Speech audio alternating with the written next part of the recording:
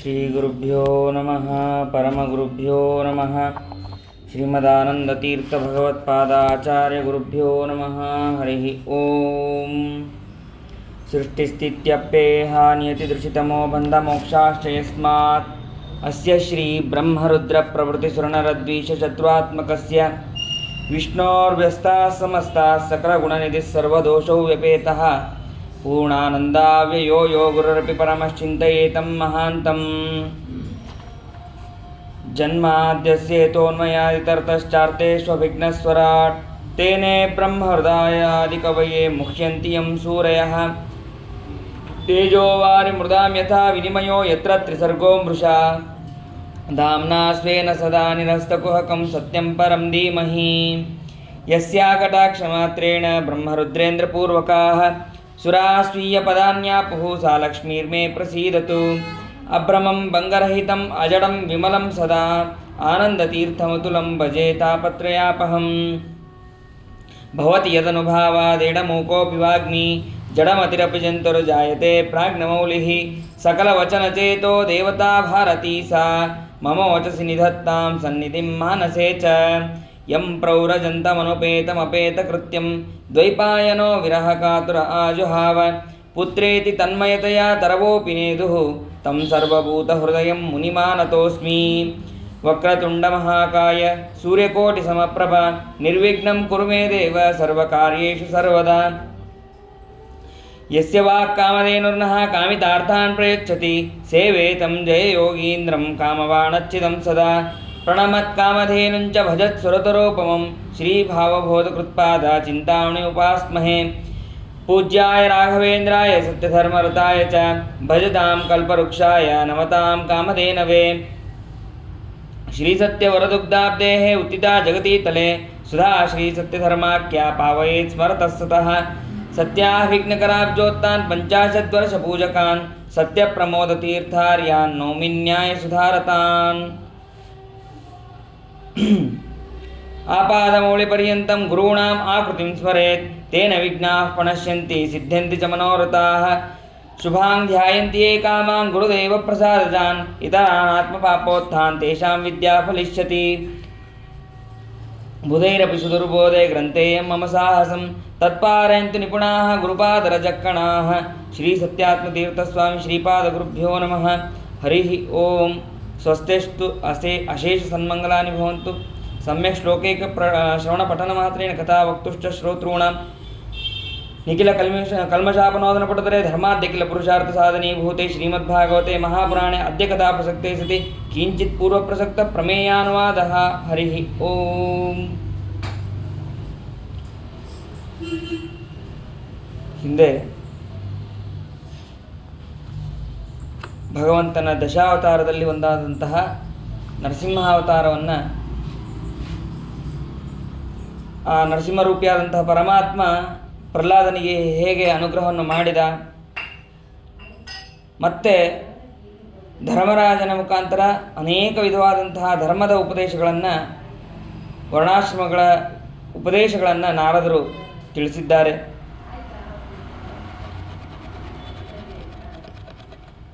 ಆಮೇಲೆ ಅನೇಕ ಮನ್ವಂತರಗಳು, ಆ ಮನ್ವಂತರಗಳಲ್ಲಿ ಮೊದಲಿಗೆ ಸ್ವಯಂಭುವ, ಸ್ವಾರೋಚಿಷ ಮತ್ತು ಉತ್ತಮ, ತಾಪಸ, ಹೀಗೆ 4 ಮನ್ವಂತರಗಳು ಮೊದಲಿಗೆ.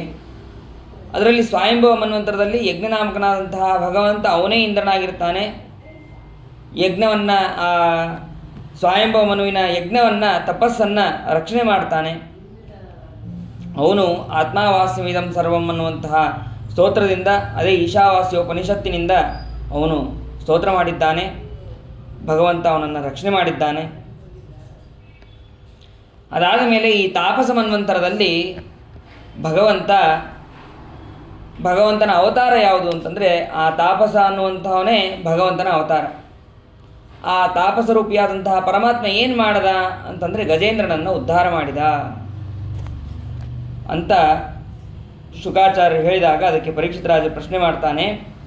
ಬಾದರಾಯಣ ಏತತ್ತೇ ಶ್ರೋತುಮಿಚ್ಛಾಮಹೇ ವಯಂ ಹರಿರ್ಯಥಾ ಗಜಪತಿಂ ಗ್ರಾಹಗ್ರಸ್ತ ಮಮೋಮಚತ. ಯಾವ ರೀತಿಯಾಗಿ ಆ ಭಗವಂತ ಗಜೇಂದ್ರನನ್ನು ಉದ್ಧಾರ ಮಾಡಿದ. ಅವನಿಗೆ ಯಾಕೆ ಆ ಗಜೇಂದ್ರನ ಅವಸ್ಥೆ ಬಂದಿತ್ತು ಅದನ್ನು ಕೂಡ ವಿಸ್ತಾರವಾಗಿ ಹೇಳ್ರಿ ಅಂತ ಹೇಳಿ ಕೇಳ್ತಾನೆ. ಅದಕ್ಕೆ ಹೇಳ್ತಾರೆ, ಆಸೀತ್ ಗಿರಿವರೋ ರಾಜನ್ ತ್ರಿಕೂಟ ಇತಿ ವಿಶ್ರುತಃ ಕ್ಷೀರೋದೇನ ವೃತ ಶ್ರೀಮಾನ್ ಯೋಜನಾಯುತ ಮುಚ್ರಿತಃ. ಒಂದು ತ್ರಿಕೂಟ ಅಂತನ್ನುವಂತಹ ಪರ್ವತ, ಅಲ್ಲಿ ಸುಂದರವಾದಂತಹ ಸರೋವರ, ಅದು 10,000 ಯೋಜನ ವಿಸ್ತೃತವಾದದ್ದು. ಅಲ್ಲಿ ಅನೇಕ ವಿಧವಾದಂತಹ ಪುಷ್ಪ ಪತ್ರಗಳು ಎಲ್ಲವೂ ಕೂಡ ಅಲ್ಲಿ ಸೇರಿದೆ.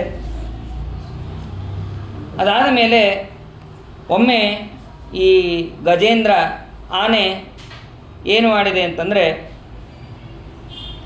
ತನಗೆ ಬಾಯಾರಿಕೆ ಆಗಿದೆ. ಬಾಯಾರಿಕೆ ಆದಾಗ ಒಂದು ಸರೋವರದ ಹತ್ರ ಹೋಗಿದ್ದಾನೆ. ಸರೋವರ ಹತ್ರ ಹೋಗಿದಾಗ ಅಲ್ಲಿ ಆ ನೀರನ್ನು ಕುಡಿಯೋದಕ್ಕೆ ಅಂತ ಹೋಗಿದೆ. ಅದೇ ನಾವು ನೆನ್ನೆ ಕೇಳಿದ್ವಲ್ಲ, ಆನೆಯ ಸ್ವಭಾವನೇ ಹಾಗೆ. ನೀರು ಕಂಡ್ರೆ ಸಾಕು, ಅದು ಅದರದ್ದು ನೀರು ಕುಡಿಯೋದು ಅಷ್ಟೇ ಕೆಲಸ ಇರೋದಿಲ್ಲ, ಅದ್ರ ಜೊತೆ ಸ್ವಲ್ಪ ಆಟ ಆಡೋದು, ಹೀಗೆ ಅಲ್ಲಿ ಸ್ವಲ್ಪ ಕಾಲವನ್ನು ಕಳೆದಿದೆ. ಆ ಸಮಯಕ್ಕೆ ಮೊಸಳೆ ಅಲ್ಲಿ ಬಂದು ಆ ಆನೆಯ ಕಾಲನ್ನು ಹಿಡಿದಿದೆ.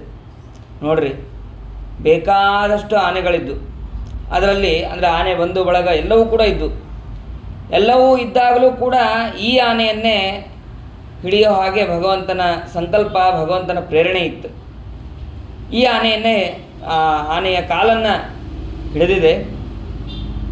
ಹಿಡಿದಾಗ ಏನು ಮಾಡಿದ್ರು, ಎಷ್ಟು ಪ್ರಯತ್ನ ಮಾಡಿದ್ರು ಬಿಡಿಸ್ಕೊಳ್ಳೋಕ್ಕಾಗ್ತಾನೇ ಇಲ್ಲ. ಅವರು ವಾದರಾಜರು ಅದನ್ನು ಸುಂದರವಾಗಿ ಗಜೇಂದ್ರ ಮೋಕ್ಷ ಅಂತೇಳಿ ವರ್ಣನೆ ಮಾಡಿದ್ದಾರೆ. ಅದರಲ್ಲಿ ಇಲ್ಲಿ ಏನೇನು ಹೆಂಗೆ ಅವನು ತಪ್ಪಿಸ್ಕೊಳ್ಳೋಕೆ ಪ್ರಯತ್ನ ಪಟ್ಟ ಅಥವಾ ಬಿಡಿಸ್ಕೊಳ್ಳೋಕೆ ಪ್ರಯತ್ನ ಪಟ್ಟ ಅದೆಲ್ಲವನ್ನು ಅವರು ಸುಂದರವಾಗಿ ವರ್ಣನೆ ಮಾಡಿದ್ದಾರೆ. ಭಾಗವತದಲ್ಲಿ ಬಂದಿದ್ದನ್ನೇ ಅವರು ವರ್ಣನೆ ಮಾಡಿದ್ದಾರೆ.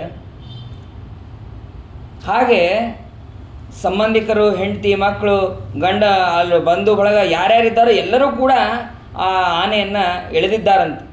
ಎಷ್ಟು ಪ್ರಯತ್ನ ಮಾಡಿದರೂ ಕೂಡ ಆಗ್ತಾ ಇಲ್ಲ. ಹೀಗೆ 1,000 ವರ್ಷಗಳ ಕಾಲ ಆ ಆನೆ ಮತ್ತು ಮೊಸಳೆ ಹಾಗೆ ಹಿಡ್ಕೊಂಡಿದೆ. ಅದನ್ನು ಹಾಗೆ ಕಳೆದಿದ್ದಾನೆ. ಆಮೇಲೆ ಏನು ಮಾಡಬೇಕು? ಇವರ್ಯಾರೂ ಕೂಡ ನಮ್ಮನ್ನು ಉದ್ಧಾರ ಮಾಡೋಕ್ಕೆ ಸಾಧ್ಯ ಇಲ್ಲ. ಕಷ್ಟದಲ್ಲಿ ಬಂಧು ಬಳಗದವ್ರು ಯಾರೂ ಕೂಡ ಬರೋದಕ್ಕೆ ಸಾಧ್ಯ ಇಲ್ಲ. ನಮಾಮಿ ಮೇ ಜ್ಞಾತ ಯಾತುರಂಗಜ ಕುತಕ್ಕರೇಶ್ಯ ಪ್ರಭವಂತಿ ಮೋಚಿತಂ ಗ್ರಾಹೇಣ ಪಾಶೇನ ವಿಧಾತುರಾವೃತೋ ವ್ಯಹಂಚತಂ ಯಾಮಿ ಪರಂಪರಾಯಣಂ. ಕಷ್ಟದಲ್ಲಿ ಸಿಕ್ಕಾಗ ಬಿಡಿಸೋದಕ್ಕೆ, ಅದನ್ನು ಪರಿಹಾರ ಮಾಡೋದಕ್ಕೆ ಎಷ್ಟೇ ಬಂಧು ಇರ್ಬೋದು, ಬಳಗ ಇರ್ಬೋದು, ಹೆಂಡತಿ ಇರ್ಬೋದು, ಮಕ್ಕಳಿರ್ಬೋದು, ಅವ್ರು ಯಾರಿಗೂ ಕೂಡ ಸಾಧ್ಯ ಇಲ್ಲ. ಅದನ್ನು ಈ ಶ್ಲೋಕದ ತಕ್ಕ ಹಾಗೆ ಗಂಡಾನೆಗಳಿರ್ಬೋದು, ಗಂಡಾನೆಗಳಿಗೆ ಆಗೋದಿಲ್ಲ ಅಂತಂದಾಗ ಹೆಣ್ಣಾನೆಗಳಿಗೆ ಏನಾಗತ್ತೆ ಅಂತ ಹೇಳ್ತಾರೆ. ಆ ಮೊಸಳೆ ರೂಪದಲ್ಲಿ ಇದ್ದಂತಹ ಮೊಸಳೆ ರೂಪದಲ್ಲಿದೆ, ಅದನ್ನು ಆ ಪಾಶ ಗಟ್ಟಿಯಾಗಿ ಹಿಡಿದಿದೆ. ಅದನ್ನು ಹಿಡಿಸ್ಕೊಳ್ಳೋಕ್ಕೆ ಆ ಭಗವಂತನ ಇಚ್ಛೆ ಇದೆ, ಅದರಲ್ಲಿ ಸಿಕ್ಕಾಕೊಳ್ಳೋಕ್ಕೆ ಭಗವಂತನ ಇಚ್ಛೆ ಇದೆ. ಮತ್ತು ಆ ಭಗವಂತನ ಇಚ್ಛೆಯನ್ನು ಬ್ರಹ್ಮಾದಿ ದೇವತೆಗಳಿಗೂ ಕೂಡ ಮೀರೋಕ್ಕಾಗೋದಿಲ್ಲ. ಆ ಭಗವಂತನ ಸಂಕಲ್ಪವನ್ನು ಮೀರೋದಕ್ಕಾಗೋದಿಲ್ಲ. ಇನ್ನು ಏನು ಮಾಡಬೇಕು ಹಾಗಾದರೆ ಏನು ಮಾಡಬೇಕು ಅಂತಂದರೆ, ಆ ಭಗವಂತನನ್ನೇ ನಾನು ಶರಣ ಹೊಂದಬೇಕು. ಭಗವಂತನೇ ಇದನ್ನು ಪರಿಹಾರ ಮಾಡೋದು. ನಮ್ಮನ್ನು ಬಂಧನದಲ್ಲಿ ಸಿಗಿಸೋದು ಅವನೇ, ಬಂಧನದಿಂದ ಪರಿಹಾರ ಮಾಡೋದು ಕೂಡ ಅವನೇ. ಬಂಧಕೋ ಭವಪಾಶೇಣ ಭವಪಾಶಶ್ಚ ಮೋಚತೆ ಅಂತ ಹೇಳಿ, ಹಾಗೆ ಅಂತಹ ಭಗವಂತನನ್ನೇ ನಾನು ಸ್ತೋತ್ರ ಮಾಡಬೇಕು ಅಂಥೇಳಿ ತಾನು ಪೂರ್ವಜನ್ಮದಲ್ಲಿದ್ದಂತಹ ಏನು ಅವಸ್ಥೆ ಇರುತ್ತೋ ಅದನ್ನು ಸ್ಮರಣೆ ಮಾಡ್ಕೊತಾನೆ. ಭಗವಂತನ ಮಹಿಮೆಗಳನ್ನು, ಭಗವಂತನನ್ನು ಸ್ತೋತ್ರ ಮಾಡಬೇಕು ಅಂತ ಅನ್ನೋದನ್ನು ಅವನು ಸ್ಮರಣೆ ತಂದ್ಕೊತಾನೆ. ಆವಾಗ ಜಜಾಪ ಪರಮಂ ಜಾಪ್ಯಂ ಪ್ರಾಗ್ಜನ್ಮನ್ಯನುಶಿಕ್ಷಿತಂ. ಪ್ರಾಗ್ಜನ್ಮದಲ್ಲಿ, ಪೂರ್ವಜನ್ಮದಲ್ಲಿ ಆದಂತಹ ಆ ಭಗವಂತನ ಸ್ಮರಣೆಯನ್ನು ತಂದ್ಕೊತಾನೆ, ಸ್ತೋತ್ರವನ್ನು ಮಾಡ್ತಾನೆ. ಅದ್ಭುತವಾದಂತಹ ಸ್ತೋತ್ರ. ಎಲ್ಲ ರೀತಿಯಾದಂತಹ ಭಗವಂತ ನಮ್ಮನ್ನು ರಕ್ಷಣೆ ಮಾಡಲಿ. ಪ್ರಹ್ಲಾದನೇ ರಕ್ಷಣೆ ಮಾಡಿದಂತಹ ಭಗವಂತ ನನ್ನನ್ನು ರಕ್ಷಣೆ ಮಾಡಲಿ. ಅಜಾಮೇಳನನ್ನು ಉದ್ಧಾರ ಮಾಡಿದಂತಹ ಭಗವಂತ ನನ್ನನ್ನು ರಕ್ಷಣೆ ಮಾಡಲಿ. ಹೀಗೆ ಆ ಗಜೇಂದ್ರ ತನಗೆ ಗೊತ್ತಿದ್ದನ್ನು ಎಲ್ಲವನ್ನೂ ಕೂಡ ಸ್ತೋತ್ರವನ್ನು ಮಾಡ್ತಾ ಇದ್ದಾನೆ. ಭಗವಂತನನ್ನು ನಾವು ಶರಣು ಹೋಗಬೇಕಾದ್ರೆ ಯಾವ ರೀತಿಯಾಗಿ ಹೋಗಬೇಕು ಅಂತಂದರೆ, ನನ್ನನ್ನು ರಕ್ಷಣೆ ಮಾಡು ಅಂತಂದರೆ ಮಾಡ್ತಾನೆ, ಮಾಡೋದಿಲ್ಲ ಅಂತಲ್ಲ. ನೀನು ಹಿಂದೆ ಆ ಎಲ್ಲರನ್ನ ರಕ್ಷಣೆ ಮಾಡಿದ್ದೆಲ್ಲ ಅಂಥ ಪ್ರಸಂಗ ನನಗೂ ಬಂದಿದೆ, ಹಾಗಾಗಿ ನನಗೂ ಕೂಡ ರಕ್ಷಣೆ ಮಾಡು ಅಂತ ಹೇಳಿ ಆ ಒಂದು ಪ್ರಸಂಗವನ್ನು ಕೂಡ ಸ್ಮರಣೆ ಮಾಡಿಕೊಂಡು ಆಮೇಲೆ ಭಗವಂತನನ್ನು ಸ್ತೋತ್ರ ಮಾಡಬೇಕು. ವೇದವ್ಯಾಸ ದೇವರ ಅವತಾರ ಆಗುವಂಥ ಸಂದರ್ಭ, ಆ ಅವತಾರ ಆಗುವಂಥ ಸಂದರ್ಭದಲ್ಲಿ ದೇವತೆಗಳೆಲ್ಲರೂ ಕೂಡ ಹೋಗಿ, ಬ್ರಹ್ಮಾದಿ ದೇವತೆಗಳೆಲ್ಲರೂ ಕೂಡ ಹೋಗಿ ಪ್ರಾರ್ಥನೆ ಮಾಡ್ತಾರಂತೆ. ಪ್ರಾರ್ಥನೆ ಮಾಡಿದಾಗ ಏನಂತ ಪ್ರಾರ್ಥನೆ ಮಾಡ್ತಾರೆ, ಹಿಂದೆ ನೀನು ಸಮುದ್ರ ಮಥನವನ್ನು ಮಾಡಿ ಅನುಗ್ರಹವನ್ನು ಮಾಡಿದ್ದಿ, ಹಾಗೆ ಈಗೂ ಕೂಡ ಅಜ್ಞಾನದಿಂದ ಮುಚ್ಚಿ ಹೋದಂತಹ ಈ ಜಗತ್ತನ್ನು ಅಜ್ಞಾನದಿಂದ ಪರಿಹಾರ ಮಾಡು ಅಂತ ಹೇಳಿ ಆ ಸ್ತೋತ್ರ ಮಾಡ್ತಾರಂತೆ. ಹಾಗೆ ಭಗವಂತನನ್ನು ಸ್ತೋತ್ರ ಮಾಡಬೇಕು. ಇದೇ ಉದಾಹರಣೆಯನ್ನು ನಾವು ಸತ್ಯಾಭಿನವ ತೀರ್ಥರ ಚರಿತ್ರೆಯಲ್ಲೂ ಕೂಡ ನಾವು ನೋಡ್ತೀವಿ. ಸತ್ಯಾಭಿನವ ತೀರ್ಥರಿಗೆ ಅನೇಕ ರೀತಿಯಾದಂತಹ ಕಷ್ಟಗಳು ಬರ್ತಾ ಇರುತ್ತೆ. ಹೇಗೆ ಅಂತಂದರೆ, ಒಂದು ಸತಿ ಕಳ್ಳರು ಬಂದಿರ್ತಾರೆ, ಸರಿ ಒಂದು ಸತಿ ಕಳ್ಳರು ಬಂದರು ಮತ್ತು ಹೋದರು, ಇಲ್ಲ ಮತ್ತೆ ಇದೇ ರೀತಿಯಾದಂತಹ ಪ್ರಸಂಗ ಮತ್ತೆ ಬರುತ್ತೆ. ಅವರು ಅನೇಕ ರೀತಿಯಾದಂತಹ ಬಾಧೆಗಳನ್ನು ಪರಿಹಾರ ಮಾಡಿಕೊಂಡವರು, ರಾಜಬಾಧ, ಚೋರಬಾಧ, ಹೀಗೆ ಇದು ಅಗ್ನಿಬಾಧೆ, ಇದೆಲ್ಲವನ್ನು ಕೂಡ ಪರಿಹಾರ ಮಾಡಿಕೊಂಡವರು ಸತ್ಯಾಭಿನವ ತೀರ್ಥರು ಅಂಥೇಳಿ ಅವರ ಚರಿತ್ರೆಯಲ್ಲಿ ಕೇಳ್ತೀವಿ. ಅವರು ಸ್ತೋತ್ರ ಮಾಡ್ಬೇಕಾದ್ರೆ ಹೇಗೆ ಮಾಡ್ತಾರೆ ಅಂತಂದರೆ, ಭಗವಂತನನ್ನು ಸ್ಮರಣೆ ಮಾಡೋದಿಲ್ಲ, ತಮ್ಮ ಗುರುಗಳ ಸ್ಮರಣೆಯನ್ನು ಮಾಡ್ತಾರೆ. ತಮ್ಮ ಗುರುಗಳ ಸ್ಮರಣೆಯನ್ನು ಅದು ಹೇಗೆ ಅಂತಂದರೆ, ನೀವು ಹಿಂದಿನ ಸಲ ಕಷ್ಟವನ್ನು ಪರಿಹಾರ ಮಾಡಿದ್ರಿ ಅಂತ ಹೇಳಿ ಆ ಸ್ಮರಣೆಯನ್ನು ಮಾಡ್ಕೊತಾರೆ. ಹಿಂದೆ ನೀವು ಕಷ್ಟವನ್ನು ಪರಿಹಾರ ಮಾಡಿದ್ರಿ ಅಂತೇಳಿ ಸ್ಮರಣೆ ಮಾಡ್ತಾರೆ. ಅದರಿಂದನೇ ಮುಂದೆ ಬಂದಂತಹ ಕಷ್ಟಗಳು ಕೂಡ ಪರಿಹಾರ ಆಗುತ್ತೆ. ಹೀಗೆ ಅವರು ಗುರುಗಳಂತರ್ಯಾಮಿಯಾದಂತಹ ಭಗವಂತನನ್ನು ಆ ರೀತಿಯಾಗಿ ಸ್ತೋತ್ರವನ್ನು ಮಾಡ್ತಾಯಿದ್ರು. ಭಗವಂತನನ್ನು ಕೂಡ ನಾವು ಹಿಂದೆ ಮಾಡಿದಂತಹ ಭಗವಂತ ನಮಗೆ ಒಂದಲ್ಲ ಎರಡಲ್ಲ ಅನೇಕ ರೀತಿಯಾದಂತಹ ಉಪಕಾರಗಳನ್ನು ಮಾಡಿದ್ದಾನೆ. ಆ ಎಲ್ಲ ಉಪಕಾರಗಳನ್ನು ನಾವು ಸ್ಮರಣೆ ಮಾಡೋದಕ್ಕೂ ಸಾಧ್ಯ ಇಲ್ಲ, ಅಷ್ಟು ಉಪಕಾರ ಮಾಡಿದ್ದಾನೆ. ಕೆಲವರಿಗೆಲ್ಲ ಒಂದೊಂದು ಅವಯವಗಳ ಹೀನ ಆಗಿರುತ್ತೆ, ಆದರೆ ನಮಗೆ ಯಾರಿಗೂ ಹಂಗೆ ಮಾಡಿಲ್ಲ ಭಗವಂತ. ಕಣ್ಣು ಕೊಟ್ಟಿದ್ದಾನೆ, ಕಿವಿ ಕೊಟ್ಟಿದ್ದಾನೆ, ಮತ್ತು ಓಡಾಡೋದಕ್ಕೆ ಈ ಭೂಮಿಯನ್ನು ಕೊಟ್ಟಿದ್ದಾನೆ, ಆ ಭೂಮಿಯ ಮೇಲೆ ನಾವು ಓಡಾಡೋದಕ್ಕೆ ಕಾಲುಗಳನ್ನು ಕೊಟ್ಟಿದ್ದಾನೆ. ಇದೆಲ್ಲವೂ ಕೂಡ ಮಾಡಿದಂಥವನು ಭಗವಂತ. ನಾವು ಭಗವಂತನ ಅನುಗ್ರಹ ಇಲ್ಲದೇನೆ ಈ ಉಪಕಾರಗಳನ್ನು ನಾವು ಸ್ಮರಣೆ ಮಾಡದೇನೆ ಇದ್ವಿ ಅಂತಂದರೆ ಅದು ಪೂರ್ಣವಾದಂತಹ ಜನ್ಮ ವ್ಯರ್ಥ ಅಂತಾಗತ್ತೆ. ಅಷ್ಟೇ ಅಲ್ಲ, ನಾವು ಹೋಗಿ ನೀನು ನಮಗೇನು ಸಹಾಯನೇ ಮಾಡಿಲ್ಲಪ್ಪ ಅಂತ ಹೇಳಿ ಆ ಭಗವಂತನನ್ನು ನಾವು ಸ್ತೋತ್ರ ಮಾಡ್ತೀವಿ. ನನಗೆ ಹಿಂದಿನ ಸತಿ ಪರೀಕ್ಷೆ ಬರೀಬೇಕಾಗಿತ್ತು, ಆ ಪರೀಕ್ಷೆಯಲ್ಲಂತೂ ನೀನು ಪಾಸ್ ಮಾಡಿಸ್ಲಿಲ್ಲ, ಈ ಪರೀಕ್ಷೆಲ್ಲ ಹೋಗಲಿ, ಈ ಪರೀಕ್ಷೆಲ್ಲಾದರೂ ಪಾಸ್ ಮಾಡಿಸು ಅಂತ ಹೇಳಿ ನಾವು ಕೇಳ್ಕೊತೀವಿ. ಅದು ತಪ್ಪದು. ಯಾಕಂದರೆ ಅಲ್ಲಿ ನಮ್ಮ ಪ್ರಯತ್ನ ಇರೋದಿಲ್ಲ, ನಾವು ಸರಿಯಾಗಿ ಓದಿರೋದಿಲ್ಲ, ನಾವು ಓದಿದ್ರೂ ಕೂಡ ಅದು ನಮ್ಮ ಉಪಟಳದಲ್ಲಿ ಇರೋದಿಲ್ಲ. ಶಬ್ದದಲ್ಲಿ ರಾಸ ಇರ್ಬೋದು, ಅಥವಾ ಆ ಓದಿದ್ದು ನಮಗೆ ತಲೆ ಹತ್ತಾ ಇರೋದಿಲ್ಲ. ನಾವು ಓದಿದ್ದೀವಿ ಅಂತ ಅಂದ್ಕೊಂಡು ಹೋಗ್ತಾ ಇರ್ತೀವಿ. ಹಾಗೆ ಭಗವಂತನನ್ನು ಪ್ರತಿ ಕ್ಷಣದಲ್ಲೂ ಕೂಡ ಅಷ್ಟು ಉಪಕಾರ ಮಾಡಿದ್ದಾನೆ. ಬೆಳಗ್ಗೆ ಎದ್ದ ತಕ್ಷಣ ಪ್ರತಿಯೊಬ್ಬರ ಉಪಕಾರ ಸ್ಮರಣೆಯನ್ನು ನಾವು ಮಾಡಬೇಕಂತ. ನಿತ್ಯದಲ್ಲಿಯೂ ಕೂಡ ಭಗವಂತನಿಂದ ಹಿಡಿದು ನಮ್ಮ ಗುರುಗಳು, ತಂದೆ ತಾಯಿ, ಅವರು ಎಲ್ಲರನ್ನ ಉಪಕಾರ ಸ್ಮರಣೆಯನ್ನು ಮಾಡಬೇಕಂತ. ಯಾಕೆ ಅಂತಂದರೆ ಅವರೆಲ್ಲರಿಂದ ನಾವು ಉಪಕೃತರಾಗಿದ್ದೇವೆ, ಮುಖ್ಯವಾಗಿ ಭಗವಂತನ ಉಪಕೃತರಾಗಿ ನಾವು ಯಾವಾಗಲೂ ಕೂಡ ಇದ್ದೇವೆ ಅಂತ ಅನ್ನೋದನ್ನು ನಿತ್ಯದಲ್ಲೂ ಕೂಡ ಸ್ಮರಣೆ ಮಾಡಬೇಕಂತ. ಹಾಗೆ ಇಲ್ಲಿ ಗಜೇಂದ್ರನು ಕೂಡ ಭಗವಂತನನ್ನು ಅದ್ಭುತವಾಗಿ ಸ್ತೋತ್ರವನ್ನು ಮಾಡ್ತಾ ಇದ್ದಾನೆ. ಸೋಂತಸ್ಸುರಸ್ಸುರುಬಲೇನ ಗೃಹೀತ ಆರ್ತೋ ದೃಷ್ಟ್ವಾ ಗರುತ್ಮತಿ ಹರಿಂ ಕೌಪಾತ್ತ ಚಕ್ರಂ ಉಚ್ಛಿಪ್ಯ ಸಾಂಬುಜಕರಂ ಗಿರಮಾಹ ಕೃಚ್ರಾನ್ ನಾರಾಯಣಾಖಿಲ ಗುರೋ ಭಗವನ್ನಮಸ್ತೆ. ಇಷ್ಟೊತ್ತಂಗ ಪ್ರಾರ್ಥನೆ ಮಾಡ್ದ. ಸ್ವಲ್ಪ ಭಕ್ತಿ ಸ್ವಲ್ಪ ಕಮ್ಮಿ ಇತ್ತು. ಏನು ಮಾಡ್ದ ಅಂತಂದರೆ, ಪಕ್ಕದಲ್ಲೇ ಇದ್ದಂತಹ ಒಂದು ಕಮಲದ ಹೂವನ್ನು ತಗೊಂಡು, ಇನ್ನು ಏನಿದೆಯೋ ಅದೆಲ್ಲವೂ ಕೂಡ ನಿನಗೆ ಸಮರ್ಪಣೆಯಪ್ಪ ಅಂಥೇಳಿ ಆ ಭಗವಂತನಿಗೆ ಸಮರ್ಪಣೆ ಮಾಡಿದ್ದಾನೆ.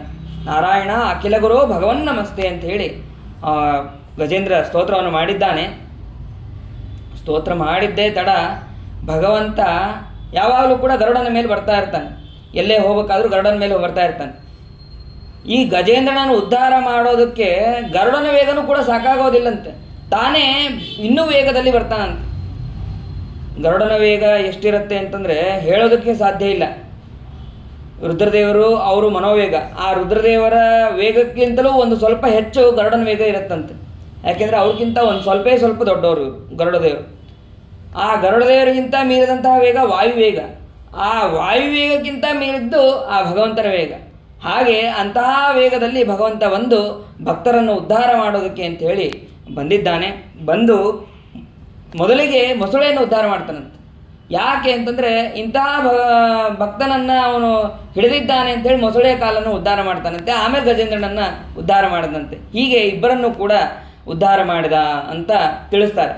ಯಾರಿವರು, ಯಾಕೆ ಇಂತಹ ಶಾಪ ಬಂದಿತ್ತು, ಆನೆ ಮೊಸಳೆ ಆಗುವಂತಹ ಯಾಕೆ ಜನ್ಮ ಬಂದಿತ್ತು ಅಂತಂದರೆ ಅದಕ್ಕೆ ಹೇಳ್ತಾರೆ. ಹಿಂದೆ ಇವನು ಇಂದ್ರದ್ಯುಮ್ನ ಅಂತನ್ನುವಂತಹ ರಾಜ. ಆ ಇಂದ್ರದ್ಯುಮ್ನ ಅಂತನ್ನುವಂತಹ ರಾಜ ಆದಾಗ ಅಗಸ್ತ್ಯರು ಬರ್ತಾರೆ. ದೇವ್ರ ಪೂಜೆಯನ್ನು ಮಾಡ್ತಾ ಇರ್ತಾನೆ ಆ ಇಂದ್ರದ್ಯುಮ್ನ ಅನ್ನುವಂತಹ ರಾಜ. ಅಗಸ್ತ್ಯರು ಬಂದಾಗ ಅದನ್ನು ಪೂಜೆ ಮಾಡ್ತಾ ಇದ್ದೀನಿ ಅಂತನ್ನುವಂತಹ ಅಹಂಕಾರದಿಂದ ಬಂದಂತಹ ಜ್ಞಾನಿಗಳಿಗೆ ಗೌರವವನ್ನು ಕೊಡೋದಿಲ್ಲ, ಸತ್ಕಾರವನ್ನು ಮಾಡೋದಿಲ್ಲ. ನಾವು ಎಂತಹದ್ದೇ ಪ್ರಸಂಗದಲ್ಲಿರಲಿ, ಜಪವನ್ನು ಮಾಡ್ತಾ ಇರಲಿ ಅಥವಾ ಏನೇ ಇನ್ನೂ ದೊಡ್ಡ ಸಮಾಧಿ ವ್ಯವಸ್ಥೆಯಲ್ಲಿರಲಿ, ನಾವು ಬಂದಿದ್ದು ಗೊತ್ತಾದ ತಕ್ಷಣ ಎದ್ದು ನಿಂತು ಸ್ವಾಗತವನ್ನು ಮಾಡಬೇಕು. ಅದನ್ನು ಇಲ್ಲಿ ತಿಳಿಸ್ತಾರೆ. ಆವಾಗ ಅಗಸ್ತ್ಯ ಋಷಿಗಳು ಶಾಪವನ್ನು ಕೊಡ್ತಾರೆ. ನೀನು ಹೇಗೆ ಸ್ತಂಭದಂತೆ ಇದ್ದೀಯೋ ಅದೇ ರೀತಿಯಾಗಿ ಆಗು, ಅಂದರೆ ಯಾವುದೇ ರೀತಿಯಾದಂತಹ ಪ್ರವೃತ್ತಿ ಇಲ್ಲದ ಹಾಗೆ ಆಗು ಅಂತ ಹೇಳಿ ಅಗಸ್ತ್ಯರು ಶಾಪ ಕೊಡ್ತಾರೆ. ಇದಕ್ಕಿಂತ ಮುಂಚೆ ಹಾಹಾ ಗಂಧರ್ವ ಹೂಹೂ ಗಂಧರ್ವ ಅಂತ ಇವರಿಬ್ಬರು ಕೂಡ, ಇವರಿಗೆ ಏನು ಅಂತಂದರೆ ಒಮ್ಮೆ ಆಟ ಆಡ್ತಾ ಇರ್ತಾರೆ. ಒಮ್ಮೆ ಆನೆ ವೇಷವನ್ನು ಹಾಕ್ಕೊಂಡು ಒಬ್ಬನು ಮೊಸಳೆ ವೇಷವನ್ನು ಹಾಕ್ಕೊಂಡು ಆಟ ಆಡ್ತಾ ಇರ್ತಾರೆ ಒಂದು ಸರೋವರದಲ್ಲಿ. ಆವಾಗ ದೇವಲ ಋಷಿಗಳು ಬರ್ತಾರೆ.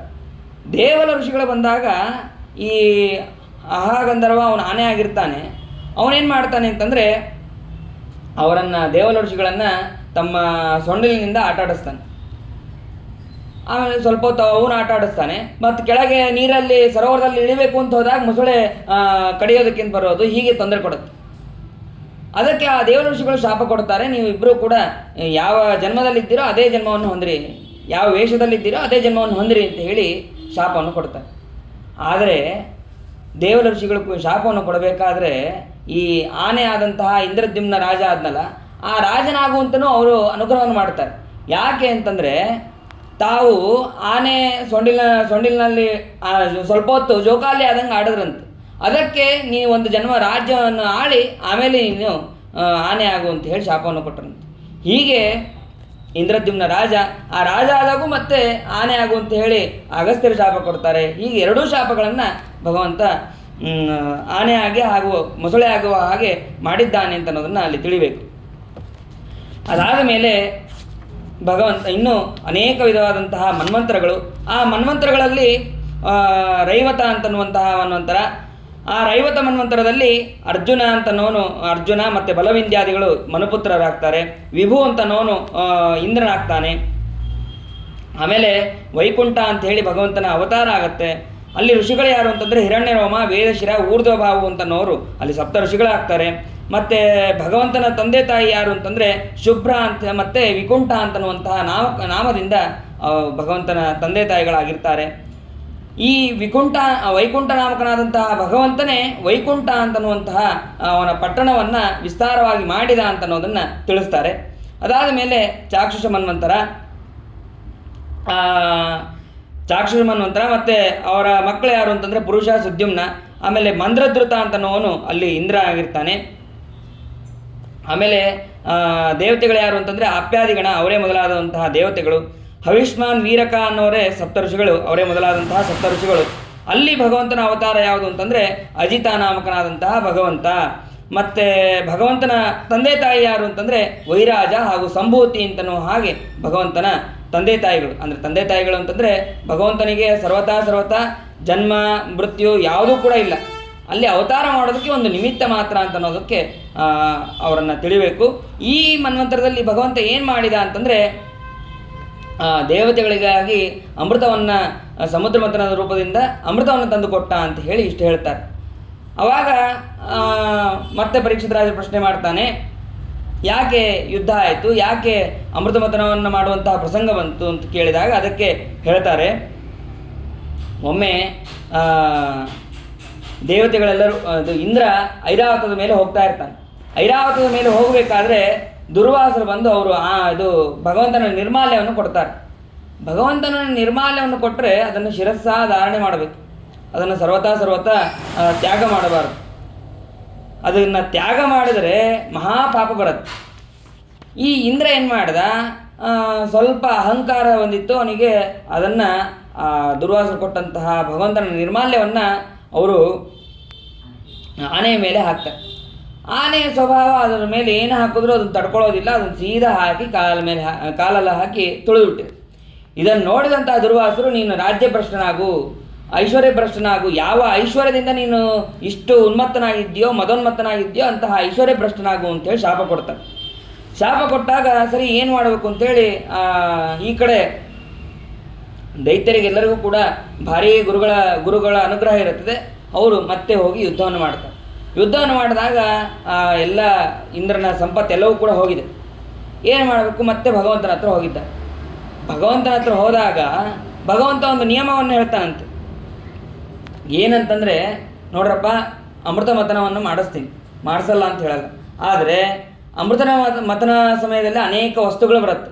ಆದರೆ ಅದನ್ನು ಯಾವುದನ್ನು ನೀವು ಅಪೇಕ್ಷೆ ಪಡಬಾರ್ದು. ನಿಮಗೇನು ಬೇಕು, ಅಮೃತ ಬೇಕು, ಅಮೃತವನ್ನು ನಾನು ಕೊಡಿಸ್ತೀನಿ ಅಂತ ಇಷ್ಟು ಹೇಳ್ತಾನೆ. ಅಲ್ಲಿ ಒಂದು ಕಥೆಯನ್ನು ಹೇಳ್ತಾನಂತೆ. ಅಹಿಮೂಷಕವತ, ಈ ಹಾವು ಮತ್ತು ಇಲಿ ಅವು ಹೇಗೆ ಅಂತಂದರೆ ಒಂದೇ ಬುಟ್ಟಿಯಲ್ಲಿ ಕೂಡ ಹಾಕಿದ್ದಂತೆ. ಒಬ್ಬನು ಏನು ಮಾಡಿದ್ದ ಅಂತಂದರೆ, ಹಾವನ್ನು ಮತ್ತು ಇಲಿಯನ್ನು ಒಂದೇ ಬುಟ್ಟಿಯಲ್ಲಿ ಕೂಡ ಹಾಕಿರ್ತಾನೆ.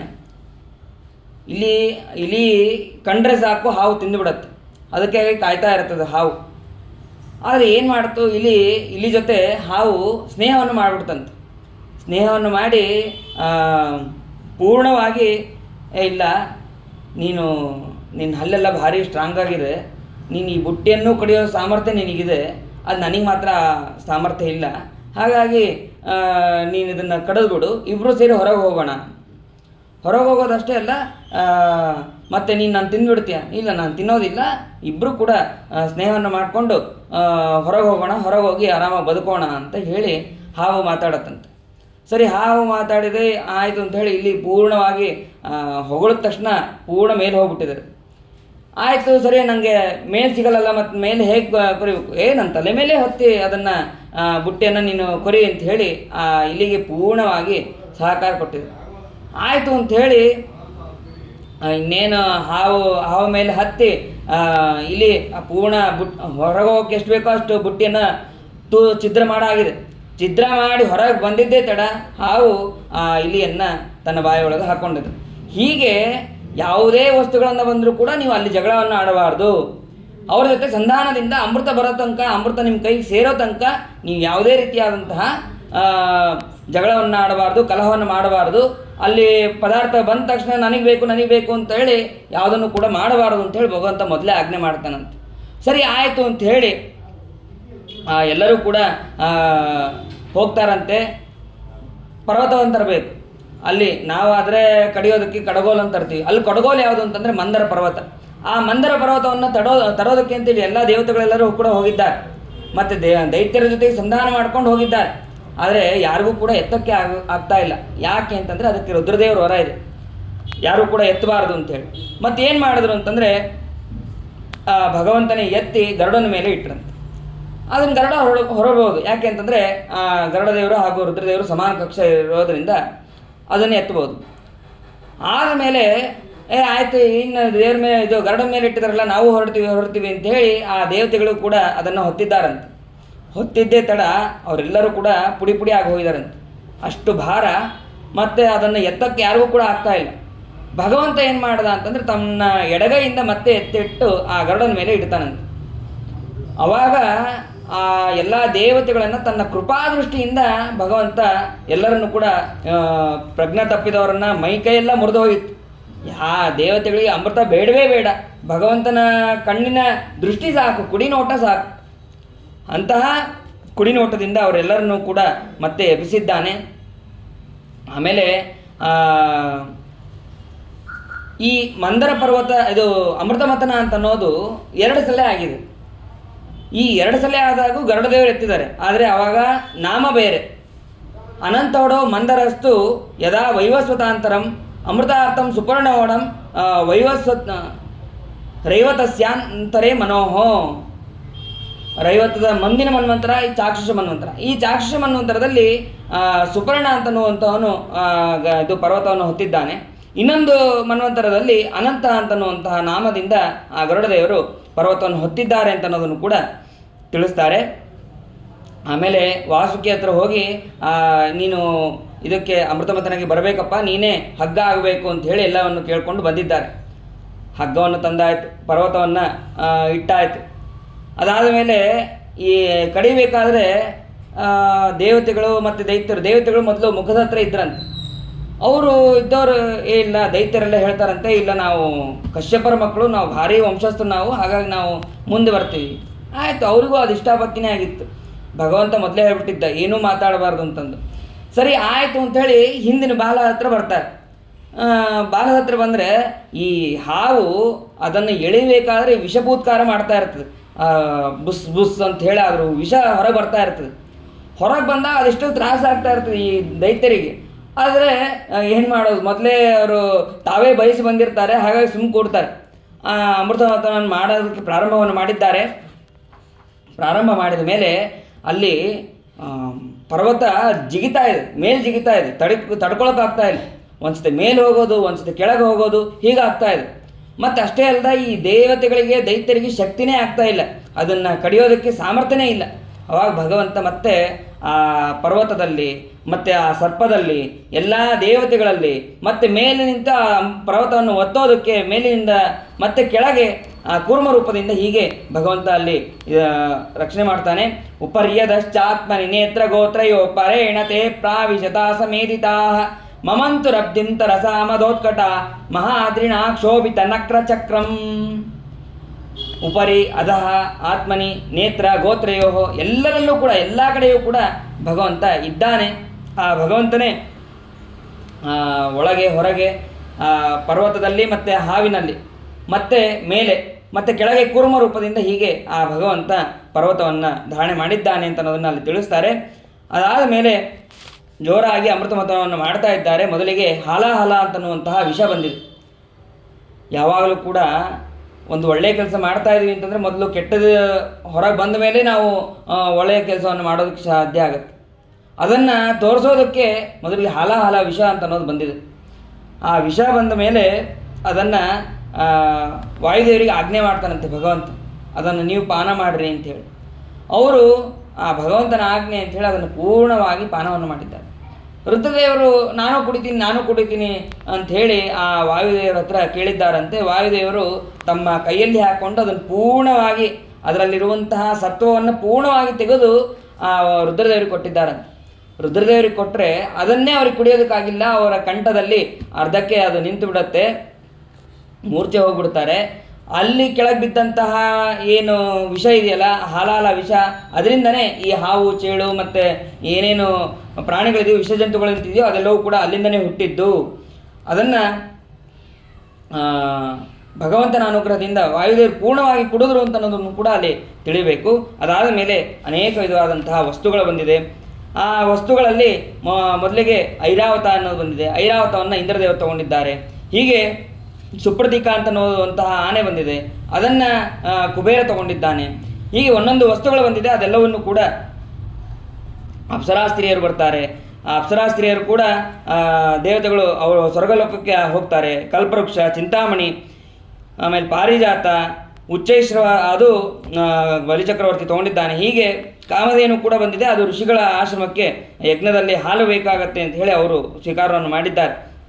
ಇದಾದ ಮೇಲೆ ಕೊನೆಗೆ ಅಲ್ಲಿ ಲಕ್ಷ್ಮೀದೇವಿ ಅವತಾರ ಮಾಡಿದ್ದಾಳೆ. ಲಕ್ಷ್ಮೀದೇವಿ ಅವತಾರವನ್ನು ಮಾಡಿದ್ದೇ ತಡ ಆ ದೇವತೆಗಳು ಯಾರೂ ಕೂಡ ಮಾತಾಡೋದೇ ಇಲ್ಲ. ಯಾಕೆಂದರೆ ದೇವತೆಗಳಿಗೆ ಗೊತ್ತು ಇವಳು ಲಕ್ಷ್ಮೀದೇವಿ, ಸಾಕ್ಷಾತ್ ಲಕ್ಷ್ಮೀದೇವಿ ಅಂತ. ಆದರೆ ದೈತ್ಯರು ನಾನು ತಗೋತೀನಿ ಅಂತ. ಆ ಲಕ್ಷ್ಮೀದೇವಿನೇ ಹೇಳ್ತಾಳಂತೆ, ನಿಮ್ಮೆಲ್ಲರಲ್ಲೂ ಕೂಡ ದೋಷ ಇದೆ, ಯಾರಿಗೆ ನಾನೂ ಕೂಡ ಬೇಡವೋ, ನನ್ನ ಅಪೇಕ್ಷೆಯೂ ಕೂಡ ಯಾರಿಗೆ ಇಲ್ವೋ ಅಂತಹ ಭಗವಂತನನ್ನು ನಾನು ಒಲಿಸ್ತೇನೆ ಅಂತ ಹೇಳಿ ಆ ಭಗವಂತನನ್ನು ಅಲ್ಲಿ ಮದುವೆಯನ್ನು ಮಾಡ್ಕೊಂಡಿದ್ದಾಳೆ ಲಕ್ಷ್ಮೀದೇವಿ. ಆ ಲಕ್ಷ್ಮೀದೇವಿ ಹೇಳ್ತಾಳಂತೆ, ಒಬ್ಬೊಬ್ಬರದೇ ದೋಷವನ್ನು ಹೇಳ್ತಾಳಂತೆ. ಈ ಯಮಧರ್ಮನಿ ಯಾವಾಗಲೂ ಕೂಡ ಶಿಕ್ಷೆಯನ್ನು ಕೊಡ್ತಾ ಇರ್ತಿ, ಹಾಗಾಗಿ ನಂಗೆ ನೀನು ಬೇಡ.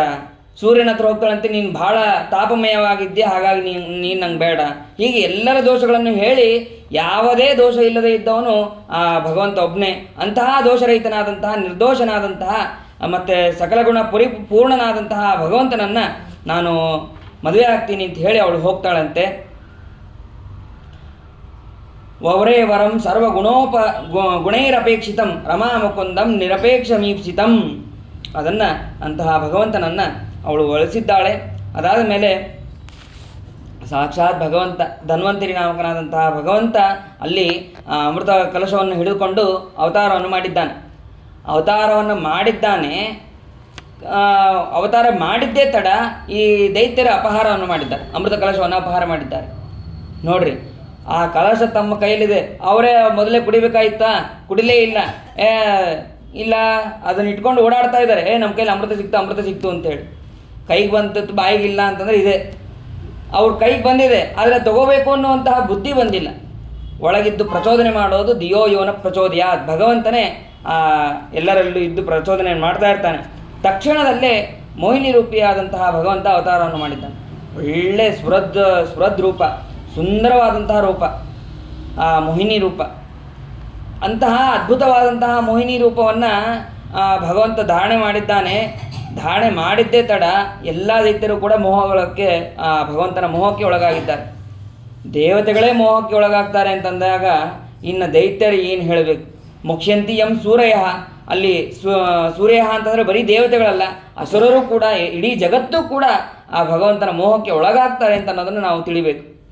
ಅಂತಹ ಮೋಹಿನಿ ರೂಪವನ್ನು ನೋಡಿ ಇವರು ನೀನೇ ಅಮೃತವನ್ನು ಕೊಡು, ನಮಗೆ ನೀನೇ ಅಮೃತವನ್ನು ಹಂಚು ಅಂತ ಹೇಳಿದ್ದಾರೆ.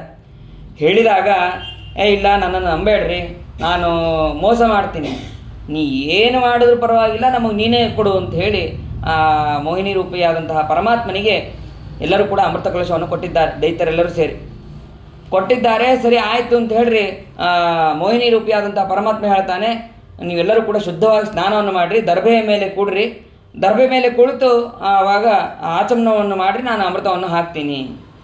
ಸರಿ ಆಯಿತು ಅಂಥೇಳಿ ಎಲ್ಲ ದೇವತೆಗಳು ದೈತ್ಯರು ಎಲ್ಲರೂ ಕೂಡ ಹೋಗಿ ಸ್ನಾನವನ್ನು ಮಾಡ್ಕೊಂಡು ಬಂದಿದ್ದಾರೆ. ಸ್ನಾನವನ್ನು ಮಾಡಿಕೊಂಡು ಶುದ್ಧವಾದಂತಹ ವಸ್ತ್ರವನ್ನು ಉಡ್ಕೊಂಡು ದರ್ಭೆಯ ಮೇಲೆ ಕುಳಿತು ಆಚಮನ ಮಾಡಿ ಸಿದ್ಧರಾಗಿದ್ದಾರೆ. ನಮ್ಮ ಕೈಗೆ ಅಮೃತ ಬರುತ್ತೆ ಅಂಥೇಳಿ ಹೀಗೆ ಕಾಯ್ತಾ ಇದ್ದಾರೆ.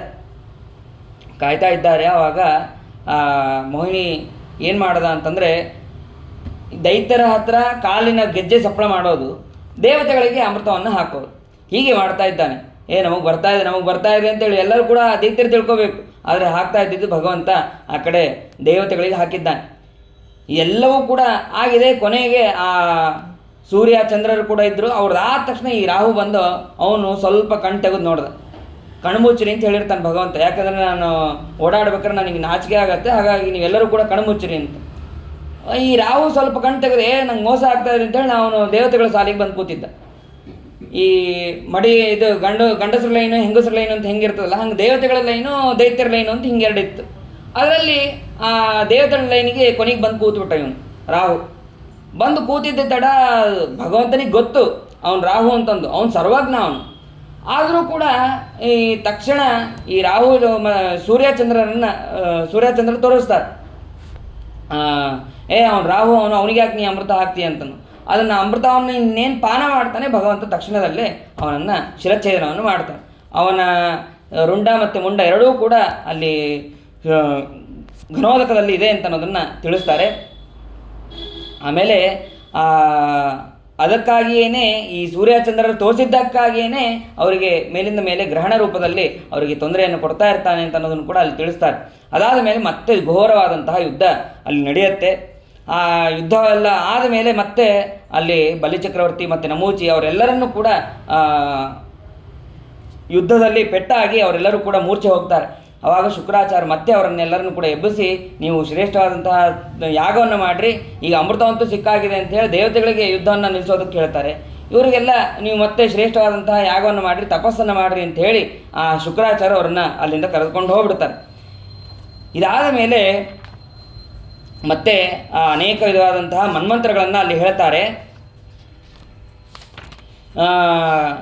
ವೈವಸ್ವತ ಮನ್ವಂತರ, ಆ ವೈವಸ್ವತ ಮನ್ವಂತರದಲ್ಲಿ ಅನೇಕ ರಾಜರಾಗ್ತಾರೆ. ಇಕ್ಷ್ವಾಕು, ನಭದೃಷ್ಟ, ಶರ್ಯಾತಿ, ನರಿಷ್ಯಂತ, ನಾಭಾಗ, ದಿಷ್ಟ, ಕರುಷಕ, ಪೃಷದ್ರ, ವಸುಮಾನ್ ಅಂತ ಹೇಳಿ ಅಲ್ಲಿ ಪುರಂದ್ರ ಅಂತನವನು ಇಂದ್ರ ಆಗ್ತಾನೆ.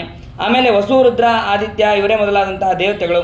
ಮತ್ತು ಕಶ್ಯಪಾತ್ರಿ, ಭರದ್ವಾಜ, ವಿಶ್ವಾಮಿತ್ರ, ಗೌತಮ, ಜಮದಗ್ನಿ, ವಸಿಷ್ಠ ಅಂತ ಹೇಳಿ ಹೀಗೆ ಅಲ್ಲಿ ಋಷಿಗಳು. ವಾಮನ ರೂಪಿಯಾದಂತಹ ಪರಮಾತ್ಮ ಅಲ್ಲಿ ಅವತಾರವನ್ನು ಮಾಡ್ತಾನೆ. ಮತ್ತು ಕಶ್ಯಪಾದಿತ್ಯ ಅವರ ತಂದೆ ತಾಯಿಗಳು. ಆಮೇಲೆ ಸಾವರ್ಣಿ ಮನ್ವಂತರ, ಅಲ್ಲಿ ಬಲಿ ಅವನೇ ಇಂದ್ರನಾಗಿರ್ತಾನೆ. ಸುತಪ, ವಿರಜ, ಅಮಿತಪ್ರಜರು ಅಂತನವರು ಅಲ್ಲಿ ದೇವತೆಗಳು. ಆಮೇಲೆ ಗಾಲವ, ದೀಪ್ತಿಮಾನ್, ಪರಶುರಾಮ, ಅಶ್ವತ್ಥಾಮ ಹೀಗೆ ಅಲ್ಲಿ ಋಷಿಗಳು. ಸಾರ್ವಭೌಮ ಅನ್ನುವಂತಹ ಭಗವಂತನ ರೂಪ. ಆಮೇಲೆ ದಕ್ಷ ಸಾವರ್ಣಿ ಅಂತನ್ನುವಂತಹ ಮನ್ವಂತರ, ಅದು ಅಲ್ಲಿ ಭೂತಕೇತು ಮತ್ತು ದೀಪ್ತಕೇತು ಅಂತ ಹೇಳಿ ರಾಜನ ಮಕ್ಕಳು. ಅದ್ಭುತ ಅಂಥೇಳಿ ಇಂದ್ರ. ಆಮೇಲೆ ಪರಾಮರಿಚಿ ಮತ್ತು ಗರ್ಭಾದಿಗಳು ಅವರು ದೇವತೆಗಳು. ದ್ಯುತಿಮಾನ್ ಅನ್ನುವಂತಹ ಋಷಿಗಳು. ವೃಷಭನಾಮಕನಾಗಿ ಅಲ್ಲಿ ಭಗವಂತ ಅವತಾರವನ್ನು ಮಾಡಿದ್ದಾನೆ. ಮತ್ತು ಬ್ರಹ್ಮಸಾವರ್ಣಿ ಅಲ್ಲಿ ಭೂರಿಷೇಣಾದಿಗಳು ಮನುಪುತ್ರರು. ಶಂಭು ಅನ್ನುವಂತಹ ಇಂದ್ರ ಆಗ್ತಾನೆ. ಅದಾದ ಮೇಲೆ ಸುವಾಸನ, ವಿರುದ್ಧಾದಿಗಳು ದೇವತೆಗಳಾಗ್ತಾರೆ. ಶ್ರೀಮೂರ್ತಿ ಅಂತ ಹೇಳಿ ಭಗವಂತನ ಅವತಾರ ಆಗತ್ತೆ. ಮತ್ತು ಹವಿಷ್ಮಾನ್, ಸುಕೃತ, ಸತ್ಯ, ಜಯ ಅಂತ ಹೇಳಿ ಅಲ್ಲಿ ಭಗವಂತ ಸಪ್ತ ಋಷಿಗಳಾಗ್ತಾರೆ. ಆಮೇಲೆ ಧರ್ಮಸಾವರ್ಣಿ ಅಲ್ಲಿ ಸತ್ಯ ಧರ್ಮಾದಿಗಳು ಮನುಪುತ್ರರಾಗ್ತಾರೆ. ಅದಾದ ಮೇಲೆ ಅಲ್ಲಿ ಧೃತಿ ಇಂದ್ರನಾಗ್ತಾನೆ. ಮತ್ತು ಧರ್ಮಸೇತು ಅಂತ ಹೇಳಿ ಭಗವಂತನ ರೂಪ. ಆಮೇಲೆ ಮೇರುಸಾವರ್ಣಿ ಅಂತ ಹೇಳಿ ಅಲ್ಲಿ ಋತಧಾಮ ಅಂತನವನು ಇಂದ್ರನಾಗ್ತಾನೆ. ಆಮೇಲೆ ಅಲ್ಲಿ ಸ್ವಧಾಮ ಅಂಥೇಳಿ ಭಗವಂತನ ಅವತಾರ ಆಗುತ್ತೆ. ಇನ್ನು ದೇವಸಾವರ್ಣಿ ಅಂಥೇಳಿ ಅಲ್ಲಿ ದಿವಸ್ಪತಿ ಅಂತನವನು ಇಂದ್ರನಾಗ್ತಾನೆ. ಯೋಗೇಶ್ವರ ಅಂಥೇಳಿ ಭಗವಂತನ ರೂಪ ಆಗುತ್ತೆ. ನಿರ್ಮೋಕ, ತತ್ವದರ್ಶಿ ಅಂತ ಇವರೇ ಮೊದಲಾದಂತಹ ಋಷಿಗಳಾಗ್ತಾರೆ. ಆಮೇಲೆ ಕೊನೆಯದು ಇಂದ್ರ ಸಾವರ್ಣಿ ಅಂತ ಹೇಳಿ ಅಲ್ಲಿ ಜಂತು, ಬೀರವ, ವರ್ಯ ಅಂತನ್ನುವಂತಹ ಮನುಪುತ್ರರು. ಶುಚಿ ಅಂತನವನು ಇಂದ್ರನಾಗ್ತಾನೆ. ಆಮೇಲೆ ಬೃಹದ್ಭಾನು ಅಂತ ಹೇಳಿ ಭಗವಂತನ ಅವತಾರ ಆಗುತ್ತೆ. ಹೀಗೆ 14 ಮನ್ವಂತರಗಳ ಸಂಕ್ಷೇಪ ಪರಿಚಯವನ್ನು ಇಲ್ಲಿ ಮಾಡಿಸ್ತಾರೆ. ಇದಾದ ಮೇಲೆ ಪರೀಕ್ಷಿತ ರಾಜ ಪ್ರಶ್ನೆ ಕೇಳ್ತಾನೆ, ವೈವಸ್ವತ ಮನ್ವಂತರದಲ್ಲಿ ವಾಮನ ರೂಪಿಯಾದಂತಹ ಪರಮಾತ್ಮ ಅವತಾರ ಮಾಡ್ದ ಅಂತ ಹೇಳಿದ್ನಲ್ಲ, ಯಾಕೆ ಅವತಾರವನ್ನು ಮಾಡಿದ್ದು ಅದನ್ನು ಹೇಳ್ರಿ ಅಂತ ಹೇಳಿದಾಗ ಅದನ್ನು ವಿಸ್ತಾರವಾಗಿ ಹೇಳ್ತಾರೆ. ಒಮ್ಮೆ ದೇವದಾನವರೆಲ್ಲ ಯುದ್ಧ ಆದ ಮೇಲೆ ನಮಗೆ ಮೋಸ ಆಯಿತು ಅಂತ ಹೇಳಿ ಶುಕ್ರಾಚಾರ್ಯ ಹತ್ರ ಹೋಗ್ತಾರೆ. ಶುಕ್ರಾಚಾರ್ಯ ಹತ್ರ ಹೋದಾಗ ಅವರು, ನೀವು ಶ್ರೇಷ್ಠವಾದಂತಹ ತಪಸ್ಸನ್ನು ಮಾಡಿರಿ, ಯಾಗವನ್ನು ಮಾಡಿರಿ ಅಂತ ಹೇಳ್ತಾರೆ. ಅವರು ಅದರಲ್ಲೂ ವಿಶೇಷವಾಗಿ ಬಲಿಚಕ್ರವರ್ತಿಯಿಂದ ಯಾಗವನ್ನು ಮಾಡಿಸಿದ್ದಾರೆ. ವಿಶ್ವಜಿತ್ ಅನ್ನುವಂತಹ ಯಾಗವನ್ನು ಮಾಡಿಸಿದ್ದಾರೆ. ಅದಾದ ಮೇಲೆ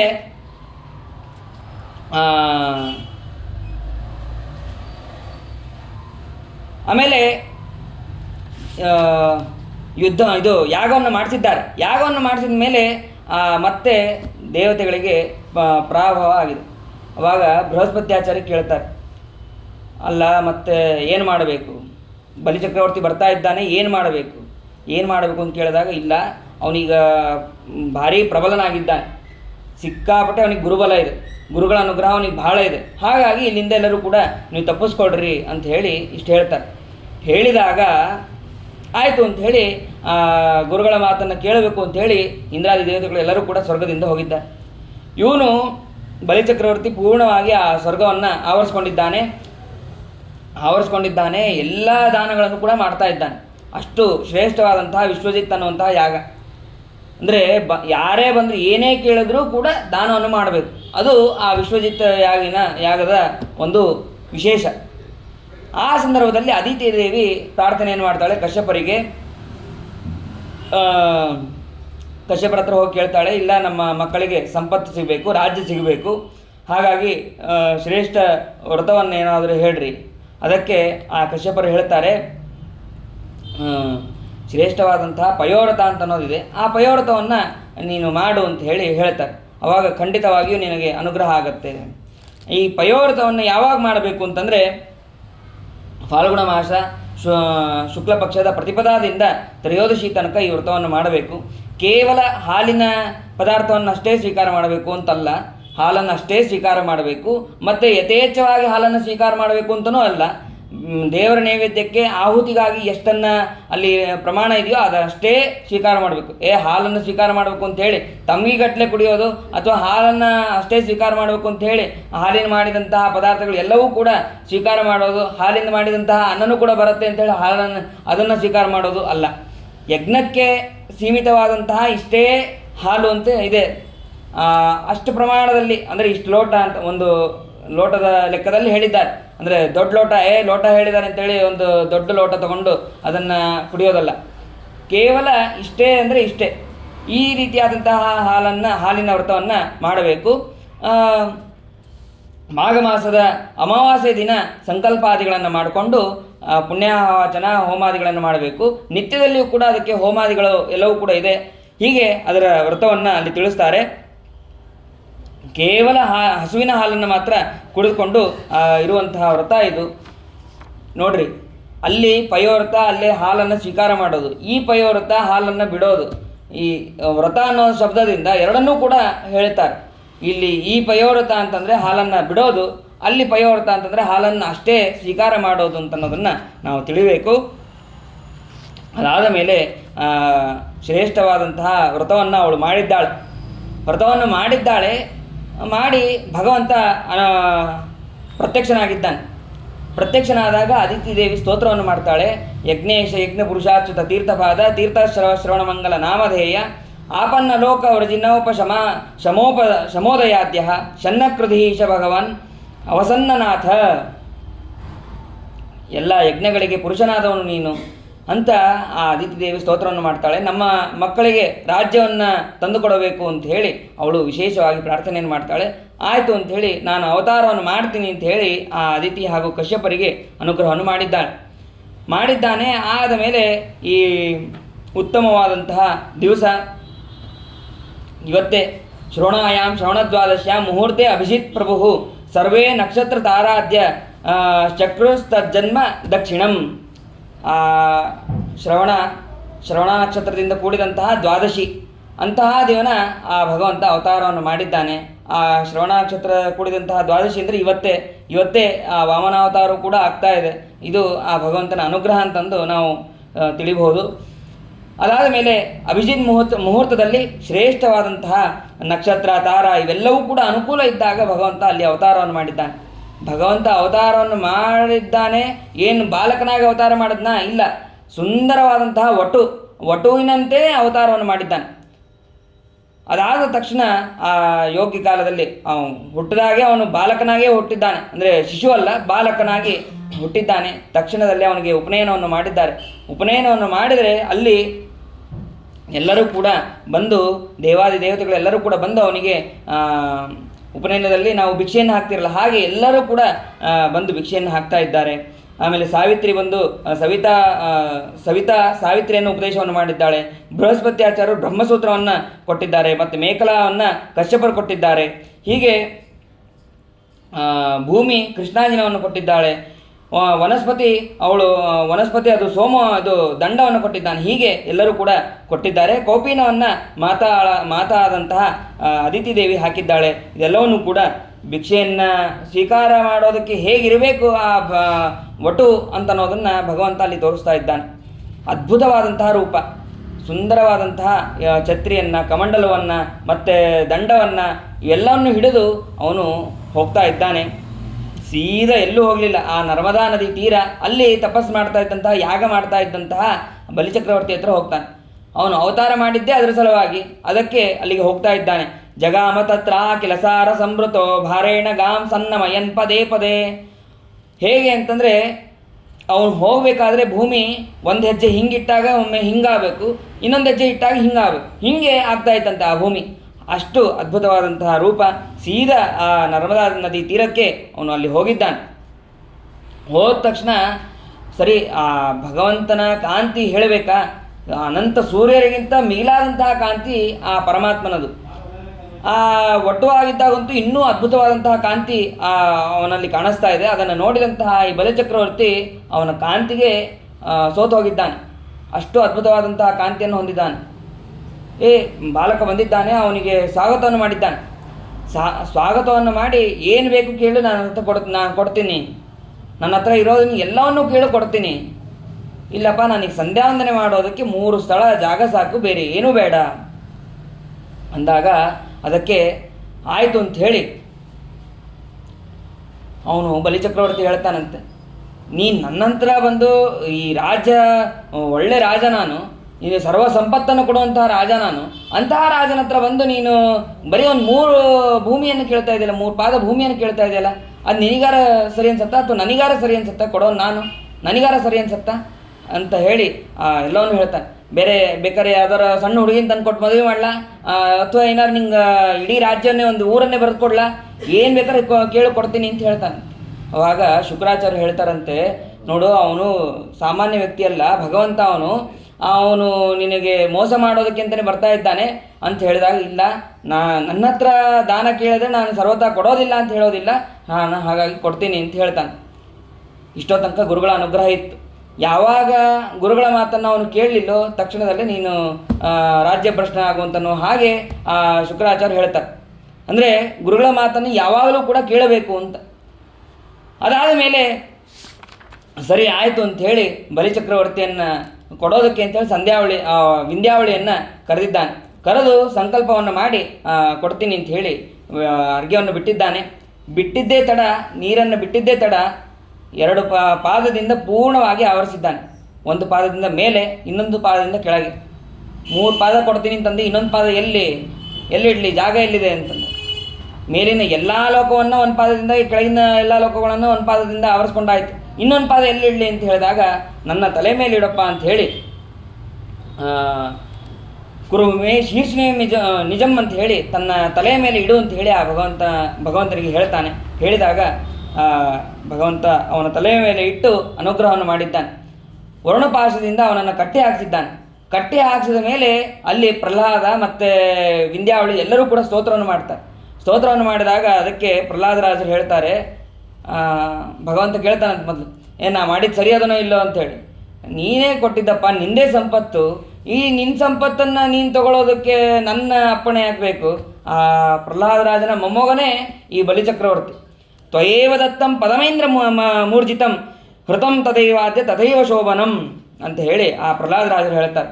ಇದಾದ ಮೇಲೆ ವಿಂಧ್ಯಾವಳಿ ಒಂದು ಮಾತು ಹೇಳ್ತಾಳಂತೆ, ಅಲ್ಲ, ನಿನ್ನ ಸಂಪತ್ತನ್ನು ನಿನಗೆ ಕೊಡೋದಕ್ಕೆ ನನ್ನ ಕಡೆಯಿಂದ ನೀರು ಹಾಕಿಸ್ಕೊಂಡಲ್ಲ, ಇದು ನಂದು, ನಾನು ಕೊಡ್ತೀನಿ ಅಂತ ಹೇಳಿ ನೀರು ಹಾಕಿಸ್ಕೊಂಡಲ್ಲ, ನಾನೆಂಥ ಪಾಪಿಷ್ಟೆ, ಇವನೆಂಥ ಪಾಪಿಷ್ಟೆ, ಇವನನ್ನು ಕಟ್ಟ ಹಾಕಿದ್ದು ಉಚಿತವೇ ಆಗಿದೆ ಅಂತ ಹೇಳಿ ಹೇಳ್ತಾರೆ. ಅದಾದಮೇಲೆ ಇವನನ್ನು ಅನುಗ್ರಹವನ್ನು ಮಾಡು ಅಂತೇಳಿ ಬ್ರಹ್ಮಾದಿ ದೇವತೆಗಳೆಲ್ಲರೂ ಕೂಡ ಹೇಳಿದಾಗ ಅವನನ್ನು ಸುದಳ ಲೋಕದಲ್ಲಿ ಇದ್ದು ಈಗಲೂ ಕೂಡ ಆ ಬಲಿಚಕ್ರವರ್ತಿಗೆ ಅನುಗ್ರಹವನ್ನು ಮಾಡ್ತಾ ಇದ್ದಾನೆ.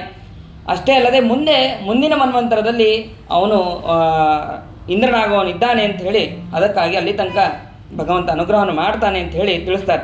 ಅದಾದ ಮೇಲೆ ಒಮ್ಮೆ ಸತ್ಯವ್ರತ ಅಂತನ್ನುವಂತಹ ರಾಜ, ಆ ಸತ್ಯವ್ರತ ರಾಜ ಅವನು ಒಂದು ಸಲ ನದಿಗೆ ಹೋಗ್ತಾನಂತೆ. ನದಿಗೆ ಹೋದಾಗ ಅಲ್ಲಿ ಒಂದು ಮೀನನ್ನು ನೋಡ್ತಾನಂತೆ, ಕೃತಮಾಲ ಅಂತನ್ನುವಂತಹ ನದಿ. ಆ ಕೃತಮಾಲ ಅನ್ನೋ ನದಿಗೆ ಹೋದಾಗ ಅಲ್ಲಿ ಮೀನನ್ನು ನೋಡ್ತಾನಂತೆ. ಮೀನನ್ನು ನೋಡಿದಾಗ ಬೇರೆ ಅರ್ಘ್ಯವನ್ನು ಬಿಡ್ತಾ ಇರ್ತಾನೆ. ಅರ್ಘ್ಯವನ್ನು ಬಿಡಬೇಕಾದ್ರೆ ಮೀನು ಕೈಗೆ ಬರುತ್ತೆ. ಮೀನು ಕೈಗೆ ಬಂದ ತಕ್ಷಣ ಅದನ್ನು ಬಿಡಕ್ಕೆ ಅಂತ ಹೋಗ್ತಾನಂತೆ.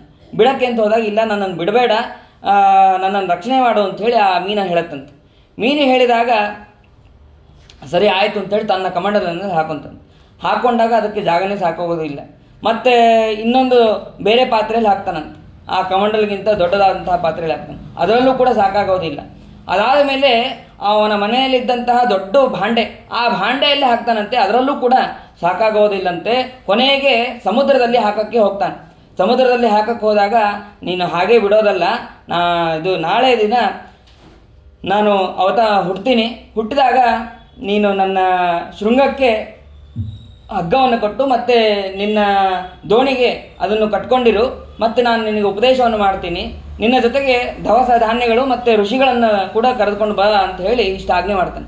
ಯಾರು ಆ ಮೀನು ಯಾವುದು ಅಂತಂದರೆ ಆ ಮತ್ಸ್ಯರೂಪಿಯಾದಂತಹ ಪರಮಾತ್ಮ. ಆ ಮತ್ಸ್ಯರೂಪಿಯಾದಂತಹ ಪರಮಾತ್ಮ ಹೀಗೆ ಸತ್ಯವ್ರತ ರಾಜನಿಗೆ ಅನುಗ್ರಹವನ್ನು ಮಾಡಿದ ಅಂತ ಅನ್ನೋದನ್ನು ಅಲ್ಲಿ ತಿಳಿಸ್ತಾರೆ. ಅವನೇ ಮುಂದಿನ ಚಾಕ್ಷುಷ ಮನ್ವಂತರ ಆದ ಮೇಲೆ ವೈವಸ್ವತ ಮನ್ವಂತರಕ್ಕೆ ಅವನೇ ಅಧಿಪತಿ ಆಗ್ತಾನೆ. ಯಾವಾಗಲೂ ಕೂಡ ಒಂದು ಮನ್ವಂತರದಿಂದ ಇನ್ನೊಂದು ಮನ್ವಂತರ ಪ್ರಾರಂಭ ಆಗಬೇಕು ಅಂತಂದರೆ ಅಲ್ಲಿ ಇದ್ದಂತಹ ವನಸ್ಪತಿ ಔಷಧಗಳು ಮತ್ತು ಋಷಿಗಳು ಇವರೆಲ್ಲರೂ ಕೂಡ ಇದ್ದು ಭಗವಂತನ ಜ್ಞಾನದಿಂದ ಮುಂದಿನ ಮನ್ವಂತರ ಪ್ರಾರಂಭ ಆಗುತ್ತೆ. ಅದನ್ನು ಆ ಸತ್ಯವ್ರತ ರಾಜನಿಗೆ ಅನುಗ್ರಹವನ್ನು ಮಾಡಿ ಮತ್ಸ್ಯರೂಪಿಯಾದಂತಹ ಪರಮಾತ್ಮ ಅಲ್ಲಿ ಬಂದಿದ್ದಾನೆ. ಬಂಗಾರವಾದಂತಹ ಕೋಡು, ಆ ಕೋಡಿಗೆ ಮತ್ತು ದೋಣಿಗೆ ಕಟ್ಟಿದ್ದಾನೆ, ಕಟ್ಟಿ ಅಲ್ಲಿ ಉಪದೇಶವನ್ನು ಮಾಡಿದ್ದಾನೆ. ಅದೇ ಮತ್ಸ್ಯಪುರಾಣ, ಹೀಗೆ ಅನೇಕ ವಿಧವಾದಂಥ ಉಪದೇಶಗಳನ್ನು ಅಲ್ಲಿ ಮಾಡಿದ್ದಾನೆ ಅಂತ ಅನ್ನೋದನ್ನು ಅಲ್ಲಿ ತಿಳಿಸ್ತಾರೆ. ಈ 8ನೇ ಸ್ಕಂದದಲ್ಲಿ ಪ್ರಧಾನವಾಗಿ ನಾವು ತಿಳಿಯೋದು 8 ಅವತಾರಗಳನ್ನು. ಹಾಗಾಗಿ ಇದು 8ನೇ ಸ್ಕಂದ ಅಂತ ಅನ್ನೋದು ಯುಕ್ತ ಅಂತ ಅನ್ಸುತ್ತೆ. ಯಾವುದೇ ಅದು ಅಂತಂದರೆ ತಾಪಸ, ಅಜಿತ, ಮತ್ತು ಧನ್ವಂತರಿ, ಮೋಹಿನಿ, ಮತ್ತು ವಾಮನ, ಆಮೇಲೆ ಮತ್ಸ್ಯರೂಪಿಯಾದಂತಹ ಪರಮಾತ್ಮ, ಕೂರ್ಮ, ಅಜಿತ, ಹೀಗೆ 8 ರೂಪಗಳು 8ನೇ ಸ್ಕಂದದಲ್ಲಿ ಇರೋದಕ್ಕೆ 8ನೇ ಸ್ಕಂದ ಅಂತ ಅನ್ನೋದು ಯುಕ್ತವೇ ಆಗಿದೆ ಅಂತ ಅನ್ನೋದನ್ನು ತಿಳಿಸ್ತಾರೆ. ಅದಾದ ಮೇಲೆ ಅನೇಕ ರಾಜರುಗಳ ಚರಿತ್ರೆಯನ್ನು ಹೇಳ್ರಿ ಅಂತ ಹೇಳ್ತಾರೆ. ನಮಗೆ ಮನ್ವಂತರಗಳ ಕಥೆಯನ್ನು ಹೇಳಿದ್ವಿ, ಆದರೆ ನಾವೀಗ ಇರೋದು ವೈವಸ್ವತ ಮನ್ವಂತರ. ಆ ವೈವಸ್ವತ ಮನ್ವಂತರದ ಚರಿತ್ರೆಯನ್ನು ಹೇಳ್ರಿ, ಅಲ್ಲಿ ಯಾವ್ಯಾವ ರಾಜರು ಬಂದರು, ಎಷ್ಟು ರಾಜರು ಬಂದರು, ಏನೇನು ಮಾಡಿದ್ರು, ಅದೆಲ್ಲವನ್ನು ಕೂಡ ಹೇಳ್ರಿ ಅಂತಂದಾಗ ಅದಕ್ಕೆ ತಿಳಿಸ್ತಾರೆ.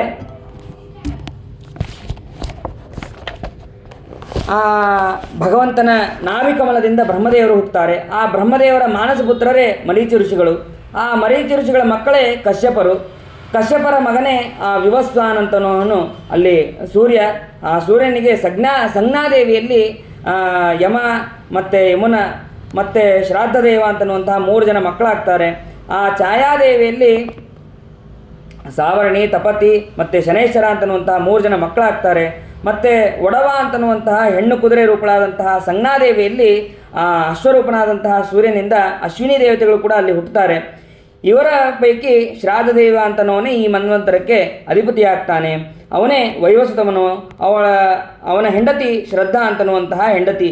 ಇವರಲ್ಲಿ ಒಮ್ಮೆ ಏನು ಮಾಡಿದ್ರು ಅಂತಂದರೆ ಪತ್ನಿ ಸಮೇತರಾಗಿ ವಸಿಷ್ಠರ ಹತ್ರ ಹೋಗಿ ಪುತ್ರ ಪ್ರಾಪ್ತಿಗಾಗಿ ಯಾಗವನ್ನು ಮಾಡಬೇಕು ಅಂತ ಕೇಳ್ತಾರೆ. ಅದಕ್ಕೆ ಸರಿ ಆಯಿತು ಅಂತ ಹೇಳಿ ಅವರು ಯಾಗವನ್ನು ಮಾಡಿಸ್ತಾರೆ. ಯಾಗವನ್ನು ಮಾಡಿಸಿದಾಗ ಅಲ್ಲಿ ಹುಟ್ಟಿದ್ದು ಹೆಣ್ಣಾಗಿ ಹುಟ್ಟತ್ತು. ರಾಜನಿಗೆ ಆಶ್ಚರ್ಯ. ಪುರೋಹಿತರಲ್ಲಿ ಸರ್ವತಾ ದೋಷ ಇಲ್ಲ. ಯಾಕೆ ಅಂತಂದರೆ ಮಾಡಿಸಿದ್ದು ವಸಿಷ್ಠರು. ಅವರು ಇಡೀ ಇಕ್ಷ್ವಾಕು ಕುಲಕ್ಕೆ ಅವರು ಪುರೋಹಿತರವರು. ಅಂತಹ ಪುರೋಹಿತರಲ್ಲಿ ದೋಷ ಇಲ್ಲ. ಹಾಗಾದರೆ ದೋಷ ಎಲ್ಲಿಂದ ಬಂತು? ಕೇಳಿದ್ದು ಮಗ ಆಗಬೇಕು ಅಂತ, ಹೆಣ್ಣು ಹೇಗಾಯಿತು ಅಂತ ಕೇಳಿದಾಗ ಅದಕ್ಕೆ ವಸಿಷ್ಠರು ತಮ್ಮ ದಿವ್ಯ ದೃಷ್ಟಿಯಿಂದ ನೋಡ್ತಾರಂತೆ. ನಿನ್ನ ಹೆಂಡತಿ ಹೋತೃವಿನ ಹತ್ರ ಹೋಗಿ ಈ ರೀತಿಯಾಗಿ ಹೇಳಿದ್ದಾಳೆ. ಯಾವಾಗಲೂ ಕೂಡ ಯಜ್ಞದಲ್ಲಿ ಹೋತೃ, ಅಧ್ವರ್ಯು, ಆಗ್ನೇಂದ್ರ, ಈ ಬ್ರಹ್ಮ ಅಂಥೇಳಿ ಹೀಗೆ ಎಲ್ಲರೂ ಕೂಡ ಇರ್ತಾರೆ. ಹೋತೃ ಅವನು ವಿಶೇಷವಾಗಿ ಪ್ರಾರ್ಥನೆಯನ್ನು ಮಾಡ್ತಾ ಇರ್ತಾನೆ. ಹಾಗಾಗಿ ಹೋತೃವಿನ ಹತ್ರ ಹೋಗಿ ನಿನ್ನ ಹೆಂಡತಿ ಹೇಳಿದ್ದಾಳೆ, ಅದಕ್ಕೆ ಹೆಣ್ಣಾಗಿದೆ. ಸರಿ ಆಯಿತು ಅಂತೇಳಿ ಇವನನ್ನು ಗಂಡ ಮಾಡಬೇಕು ಅಂಥೇಳಿ ಮತ್ತೆ ಅವರು ತಮ್ಮ ಸಾಮರ್ಥ್ಯದಿಂದ ಗಂಡನ್ನು ಮಾಡಿದ್ದಾರೆ. ನೋಡ್ರಿ, ಹೆಣ್ಣಿದ್ದಿದ್ದು ಗಂಡ ಆಯಿತು. ಅವನಿಗೆ ಇಳ ಅಂತ ಹೆಸರಿತ್ತು ಹೆಣ್ಣಾದಾಗ. ಮತ್ತೆ ಗಂಡ ಆದಾಗ ಸುದ್ಯುಮ್ನ ಅಂತನ್ನುವಂಥ ಹೆಸರನ್ನೇ ಇಟ್ಟರು. ಇದಾದ ಮೇಲೆ ಮತ್ತೆ ಅವನು ಒಮ್ಮೆ ವನಕ್ಕೆ ಹೋಗ್ತಾನೆ. ಆ ವನಕ್ಕೆ ಹೋದಾಗ ಅಲ್ಲಿ ರುದ್ರದೇವರ ಶಾಪ ಇರುತ್ತೆ. ಯಾರ್ಯಾರು ಅಲ್ಲಿ ಹೋಗ್ತಾರೋ, ಯಾವುದೇ ಗಂಡು ಮಕ್ಕಳು ಹೋಗ್ತಾರೋ ಅಲ್ಲಿ ಅವರೆಲ್ಲರೂ ಹೆಣ್ಣಾಗಬೇಕು ಅಂತ ಇಳಾವರ್ತ ವರ್ಷ ಅದು.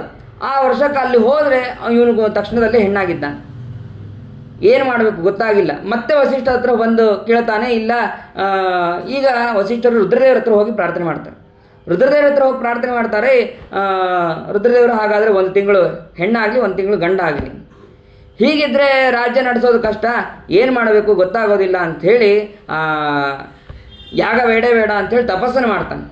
ತಪಸ್ಸನ್ನು ಮಾಡಿ ಅಲ್ಲಿ 10 ಜನ ಮಕ್ಕಳನ್ನು ಪಡಿತಾನೆ. ಈ ವಯೋಸತಮನು ಇಕ್ಷ್ವಾಕು, ನೃಗ, ಶರಿಯಾತಿ, ದಿಷ್ಟ ಕರುಷಕ, ನರಿಷ್ಯಂತ ವೃಷದ್ರಂಚ, ನಾಭಾಗಂ ನಭಂ ವಿಭುಂ ಅಂತ ಹೇಳಿ 10 ಜನ ಮಕ್ಕಳನ್ನು ಪಡಿತಾನೆ. ಆ ಸುದ್ಯುಮ್ನ ಅವನು ಇಳ ಅಂತ ಏನಾಗಿರ್ತಾರಲ್ಲ, ಆ ಇಳನೇ ಮುಂದೆ ಇಳ ಆದಾಗ ಪುರೂರವನ ಜೊತೆಗೆ ಸಂಘವನ್ನು ಮಾಡಿ ಅಲ್ಲಿ ಚಂದ್ರವಂಶ ಬೆಳೆಯುತ್ತೆ ಅಂತ ಅನ್ನೋದನ್ನು ಅಲ್ಲಿ ತಿಳಿಸ್ತಾರೆ. ಈ ಇಕ್ಷ್ವಾಕು ವಂಶದಲ್ಲಿ ಅನೇಕ ಜನ ರಾಜರುಗಳೆಲ್ಲರೂ ಕೂಡ ಬರ್ತಾರೆ. ಅದರಲ್ಲಿ ಎಲ್ಲರ ಕಥೆಯನ್ನು ಹೇಳೋದೇ ಬಹಳ ಕಷ್ಟ. ಎಷ್ಟಾದರೂ ಕೂಡ ಮುಗದೇ ಇದ್ದಂತಹ ಕಥೆ ಇದು. ನಶಕ್ಯತೆ ವಿಸ್ತರತೋ ವಕ್ತುಂ ವರ್ಷಶತೈರಪಿ. ಒಂದು 100 ವರ್ಷ ಆದರೂ ಕೂಡ ಮುಗಿಯದೇ ಇರುವಂತಹ ಕತೆ ಆ ಇಕ್ಷ್ವಾಕು ವಂಶದ ಕತೆ. ಅಂತಹ ಚರಿತ್ರೆಯನ್ನು ಸಂಕ್ಷೇಪವಾಗಿ ತಿಳಿಯೋಣ. ಅದರಲ್ಲಿ ಶರ್ಯಾತಿ ಅಂತನ್ನುವಂತಹ ರಾಜ, ಅವರಲ್ಲಿ ಮಗಳು ಸುಕನ್ಯಾ ಅಂತವಳು. ಅವಳು ಚವನ ಋಷಿಗಳಿಗೆ ಆಶ್ರಮಕ್ಕೆ ಹೋದಾಗ ಅಲ್ಲಿ ಆ ಚವನ ಋಷಿಗಳಿಗೆ ಏನೋ ಒಂದು ಫಳಫಳ ಹೊಡಿತಾ ಇದೆ ಅಂಥೇಳಿ ಅವಳ ಕೈಗೆ ಒಂದು ಕಡ್ಡಿಯಿಂದ ಚುಚ್ತಾಳೆ. ಇಡೀ ರಾಜ್ಯ ಮತ್ತೆ ಉದರ ರೋಗದಿಂದ ತೊಂದರೆ ಆಗತ್ತೆ. ಅವಾಗ ಏನು ಮಾಡಿದ್ರು ಅಂತಂದರೆ ಆ ಶರ್ಯಾತಿ ರಾಜ ಎಲ್ಲರನ್ನೂ ಕರ್ಕೊಂಡು ಹೋಗಿ ಕೇಳ್ತಾನೆ, ಯಾರು ಏನು ಮಾಡಿದ್ದೀರಿ ಹೇಳ್ರಿ, ಯಾರು ಅಪಚಾರ ಮಾಡಿದರೆ, ಯಾರಿಗಾದ್ರೂ ಅಪಚಾರ ಮಾಡಿದರೆ ಹೇಳಿಬಿಡ್ರಿ, ಯಾಕೆ ಇಡೀ ರಾಜ್ಯಕ್ಕೆ ಉದರ ರೋಗ ಬರ್ತಾ ಇದೆ, ಏನಾಗಿದೆ ಹೇಳ್ರಿ. ಅವಾಗ ಆ ಸುಕನ್ಯೆ ಬಂದು ಹೇಳ್ತಾಳೆ. ಸುಕನ್ಯನೇ ಚವನರಿಗೆ ಮದುವೆಯನ್ನು ಮಾಡಿಕೊಡ್ತಾರೆ. ಅದಾದ ಮೇಲೆ ಒಮ್ಮೆ ಚವನ ಋಷಿಗಳಿಗೂ ಕೂಡ ಯಾಗಕ್ಕೆ ಕರೀತಾನೆ. ಯಾಗಕ್ಕೆ ಕರೆದಾಗ ಶ್ರೇಷ್ಠವಾದಂತಹ ಈ ಅಶ್ವಿನಿ ದೇವತೆಗಳಿಗೆ ಹವಿಸಿರೋದಿಲ್ಲ ಯಾಗದಲ್ಲಿ. ಅದನ್ನು ಯಾಗದಲ್ಲಿ ಸಿಗೋ ಹಾಗೆ ಮಾಡಿದ್ದು ಈ ಚವನ ಋಷಿಗಳು. ಅದನ್ನು ಅಲ್ಲಿ ತಿಳಿಸ್ತಾರೆ. ಅದಾದ ಮೇಲೆ ನಾಭಾಗ, ಆ ನಾಭಾಗನಿಗೆ ಯಾವುದೇ ರೀತಿಯಾದಂತಹ ಭಾಗ ಇರೋದೇ ಇಲ್ಲ. ಅವನು ಅದಕ್ಕೆ ನಾಭಾಗ ಅಂತ ಕರೀತಾನೆ. ಆಗ ಅವನ ತಂದೆ ಹತ್ರ ಹೋಗಿ ಕೇಳ್ತಾನೆ, ಇಲ್ಲ ಏನು ಮಾಡಬೇಕು, ನೀನು ಹೀಗೆ ಅಲ್ಲಿ ಯಜ್ಞವನ್ನು ಮಾಡ್ತಾ ಇದ್ದಾರೆ, ಅಂಗೀರಸರೆಲ್ಲರೂ ಸೇರಿ ಯಾಗವನ್ನು ಮಾಡ್ತಾ ಇದ್ದಾರೆ. ಅಲ್ಲಿ ಅವರು 6ನೇ ದಿನ ಒಂದು ಮಂತ್ರವನ್ನು ತಪ್ತಾರೆ, ಅದನ್ನು ನೀ ಹೇಳು, ಅವಾಗ ಅವರು ನಿನಗೆ ಭಾಗವನ್ನು ಕೊಡ್ತಾರೆ ಅಂತ ಹೇಳ್ತಾರೆ. ಆ ಭಾಗವನ್ನು ಕೊಡ್ತಾರೆ, ಅದನ್ನು ತಗೊಂಡು ನೀನು ಸುಖವಾಗಿರ್ಬೋದು ಅಂತ ಹೇಳ್ತಾರೆ. ಹೇಳಿದಾಗ ಅದೇ ರೀತಿಯಾಗಿ ಏನು ಒಬ್ಬೊಬ್ಬರು ಎಲ್ಲರೂ ಕೂಡ ಜ್ಞಾನಿಗಳು ಅಂತ ಅನ್ನೋದನ್ನು ತಿಳಿಸೋದಕ್ಕೆ ನಾಭಾಗನಿಗೆ ಹೇಗೆ ವಯೋಸ್ಥವನ್ನು ಹೇಳಿದ್ನೋ ಅದೇ ರೀತಿಯಾಗಿದೆ. ಆ ಮಂತ್ರವನ್ನು ಅವರು ತಪ್ಪಿದ್ದಾರೆ. ತಪ್ಪಿದ ತಕ್ಷಣ ಇವನು ಆ ಮಂತ್ರವನ್ನು ಹೇಳಿದ್ದಾನೆ. ಸರಿ, ಹಾಗಾದರೆ ಈ ಯಜ್ಞ ಭಾಗವನ್ನು ಎಲ್ಲವನ್ನು ಕೂಡ ತೊಗೊಂಡು ಹೋಗಬೇಕಾದ್ರೆ ಮಧ್ಯದಲ್ಲಿ ಒಬ್ಬನು ಬಂದು, ಬಹಳ ಕಪ್ಪಾದಂತಹ ವ್ಯಕ್ತಿ, ಆ ವ್ಯಕ್ತಿ ಬಂದು ಅಲ್ಲಿ ಕೇಳ್ತಾನೆ, ಈ ಭಾಗ ಎಲ್ಲ ನಂದು, ಬೇಕಾದ್ರೆ ಹೋಗಿ ನಿಮ್ಮ ತಂದೆಯನ್ನು ಕೇಳ್ಕೊಂಬ. ಸರಿ ಆಯಿತು ಅಂಥೇಳಿ ತಂದೆಯನ್ನು ಕೇಳ್ಕೊಂಬರೋಕ್ಕೆ ಅಂತೇಳಿ ಬರ್ತಾನೆ. ಕೇಳ್ಕೊಂಬಂದಾಗ ಅವನು ಸುಳ್ಳು ಹೇಳ್ಬೋದಾಗಿತ್ತು. ತಂದೆ ಇದು ನಂದೇ ಅಂತ ಹೇಳಿದ್ದಾರೆ, ನಾನು ತೊಗೊಂಡು ಹೋಗ್ತೀನಿ ಅಂತ ಹೇಳ್ಬೋದಾಗಿತ್ತು. ಆದರೆ ಹಾಗೆ ಹೇಳಿಲ್ಲ. ಅವ್ರು ಬಂದವರು ಬೇರೆ ಯಾರೂ ಅಲ್ಲ, ರುದ್ರದೇವರವರು. ಹಾಗಾದರೆ ಉಚ್ಚಿಷ್ಟ ಭಾಗವು ಎಲ್ಲವೂ ಕೂಡ ಅವ್ರದ್ದೇ ಆಗಿರುತ್ತದೆ, ಹಾಗಾಗಿ ಅವ್ರಿಗೆ ಕೊಟ್ಟು ಬಿಡು ಅಂಥೇಳಿ. ಆಯಿತು, ಇದು ನಿಮಗೆ ಅಂಥೇಳಿ, ನಿಮಗೆ ಸೇರಿದ್ದು ಅಂತೇಳಿ ಸಮರ್ಪಣೆ ಮಾಡಿ ನಮಸ್ಕಾರ ಮಾಡಿಬಿಡ್ತಾರೆ. ಇಷ್ಟು ಮಾಡಿದ್ದೇ ತಡ ರುದ್ರದೇವರು ಅಲ್ಲಿ ಅನುಗ್ರಹವನ್ನು ಮಾಡ್ತಾರೆ. ನೋಡು, ಒಂದು ವೇಳೆ ನಿಮ್ಮ ತಂದೆ ಹೇಳಿದ್ದನ್ನು ನೀನು ಹೇಳದೇನೆ ಸುಳ್ಳು ಹೇಳ್ಬೋದಾಗಿತ್ತು. ಹಾಗೆ ಸುಳ್ಳು ಹೇಳದೇನೆ ಸತ್ಯವನ್ನೇ ನುಡಿದಿದ್ದಕ್ಕೆ ಅವನಿಗೆ ಅನೇಕ ವಿಧವಾದಂತಹ ಶಾಸ್ತ್ರವನ್ನು ಉಪದೇಶ ಮಾಡಿ ಆ ಸಂಪತ್ತನ್ನು ಕೂಡ ಕೊಟ್ಟು ಕಳಿಸಿರ್ತಾರೆ. ಯಾರಿಗೆ ಭಾಗನೇ ಇಲ್ಲ ಅಂತಾಗಿತ್ತು ಅಂಥವನಿಗೆ ಶ್ರೇಷ್ಠವಾದಂತಹ ಭಾಗ, ಅದು ಭಗವಂತ ಅಂತನ್ನುವಂತಹ ಭಾಗ ಸಿಕ್ಕಿದೆ, ಶಾಸ್ತ್ರ ಅಂತನ್ನುವಂತಹ ಭಾಗ ಸಿಕ್ಕಿದೆ. ಇದಾದ ಮೇಲೆ ಆ ನಾಭಾಗನಿಗೆ ಅಂಬರೀಷ ಅಂತನ್ನುವಂತಹ ರಾಜ ಅಲ್ಲಿ ಹುಟ್ಟಿದ್ದಾನೆ. ನೋಡ್ರಿ, ಯಾರಿಗೆ ಭಾಗನೇ ಇಲ್ಲ ಅಂತಂದವನಿಗೆ ಶ್ರೇಷ್ಠವಾದಂತಹ ಭಾಗ, ಭಗವದ್ಭಕ್ತ ಅಂತನ್ನುವಂತಹ ಭಾಗ ಸಿಕ್ಕಿದೆ. ಇನ್ಯಾವ ಭಾಗ ಬೇಕು? ಆ ಅಂಬರೀಷ ಹೇಗಿದ್ದ ಅಂತಂದರೆ, ಭಗವಂತನ ಕಾರ್ಯದಲ್ಲಿ, ಭಗವಂತನ ಕೆಲಸದಲ್ಲಿ ಯಾವಾಗಲೂ ಆಸಕ್ತನಾಗಿದ್ದ. ಸವೈ ಮನ ಕೃಷ್ಣ ಪದಾರವಿಂದಯೋರ್ ವಚಾಂಸಿ ವೈಕುಂಠ ಗುಣಾನುವರ್ಣನೆ ಕರೋ ಹರೇರ್ ಮಂದಿರ ಮಾರ್ಜನಾದಿಶು ಶ್ರುತಿಂ ಚಕಾರಾಚ್ಯುತ ಸತ್ಕತೋದಯೇ. ಭಗವಂತನ ಕೆಲಸಗಳನ್ನು, ಭಗವಂತನ ಮಂದಿರವನ್ನು ತಾನೇ ತನ್ನ ಕೈಯಿಂದ ಸ್ವಚ್ಛ ಮಾಡ್ತಾ ಇದ್ದ. ಯಾವಾಗಲೂ ಕೂಡ ಒಂದು ಕಸ ಗುಡಿಸು ಅಥವಾ ಒಂದು ದೇವಸ್ಥಾನಕ್ಕೆ ಹೋಗಿ ಕಸ ಗುಡಿಸೋದು ಅದನ್ನು ಮಾಡೋದಕ್ಕೆ ಇನ್ನೊಬ್ರಿಗೆ ಹೇಳ್ತಾ ಇರ್ತಾರೆ. ಹಾಗೆ ಇನ್ನೊಬ್ರಿಗೆ ಹೇಳಬಾರ್ದಂತೆ, ತಾವೇ ಮಾಡಬೇಕಂತ. ಅದನ್ನು ಕೂಡ ಅಂಬರೀಷ ಅದನ್ನು ತಿಳಿಸ್ತಾನೆ. ಬೇಕಾದಷ್ಟು ಅವನು ರಾಜ, ಆ ರಾಜನಾದರೂ ಕೂಡ ಬೇಕಾದಷ್ಟು ಜನ ಸೈನಿಕರು, ಚಕ್ರವರ್ತಿಗಳು ಎಲ್ಲರೂ ಕೂಡ ಇರ್ತಾರೆ. ಅವನ ಕೈ ಕೆಳಗೆ ಸೇವಕರು. ಆ ಎಲ್ಲ ಸೇವಕರಿಗೆ ಹೇಳೋದನ್ನು ಬಿಟ್ಟು ತಾನು ಭಗವಂತನ ಸೇವೆಯನ್ನು ಮಾತ್ರ ತಾನೇ ಮಾಡ್ತಾ ಇದ್ದ ಅಂತ ಅನ್ನೋದನ್ನು ತಿಳಿಸ್ತಾರೆ. ಇಂತಹ ಇವನು ದ್ವಾದಶಿ ವ್ರತವನ್ನು ಮಾಡ್ತಾ ಇದ್ದಾನೆ. ಅಂದರೆ ತ್ರಿದಿನ ವ್ರತ ಉಪವಾಸವನ್ನು, ದಶಮಿ, ಏಕಾದಶಿ, ದ್ವಾದಶಿ ಈ 3 ದಿನಗಳ ಉಪವಾಸವನ್ನು ಮಾಡಬೇಕು. ಅಂದರೆ ಏನು ಅಂತಂದರೆ, ದಶಮಿ ಬೆಳಗ್ಗೆ ಊಟ ಆಯಿತು ಅಂತಂದರೆ ರಾತ್ರಿ ಏನು ಸ್ವೀಕಾರ ಮಾಡಬಾರ್ದು. ಮತ್ತು ಏಕಾದಶಿ ಪೂರ್ಣ ಉಪವಾಸ, ದ್ವಾದಶಿ ಬೆಳಗ್ಗೆ ಊಟ ಆಗಬೇಕು. ಊಟ ಆದಮೇಲೆ ಮತ್ತೆ ತ್ರಯೋದಶಿ ಮಧ್ಯಾಹ್ನ ತನಕ ಏನೂ ಸ್ವೀಕಾರ ಮಾಡಬಾರ್ದು. ಇದು ತ್ರಿದಿನ ವ್ರತ ಅಂತ. ಈ ವ್ರತವನ್ನು ಪೂರ್ಣವಾಗಿ ಮಾಡ್ತಾ ಇರ್ತಾನೆ. ಒಮ್ಮೆ ಉದ್ಯಾಪನೆ ಅಂತ ಅನ್ನೋದನ್ನು ಕೂಡ ಅವನು ಮಾಡ್ತಾನೆ. ಈ ಕಾರ್ತಿಕ ಮಾಸದಲ್ಲಿ ಅದನ್ನು ವಿಶೇಷವಾಗಿ ಉದ್ಯಾಪನೆ ಅಂತ ಅನ್ನೋದನ್ನು ಮಾಡಬೇಕು.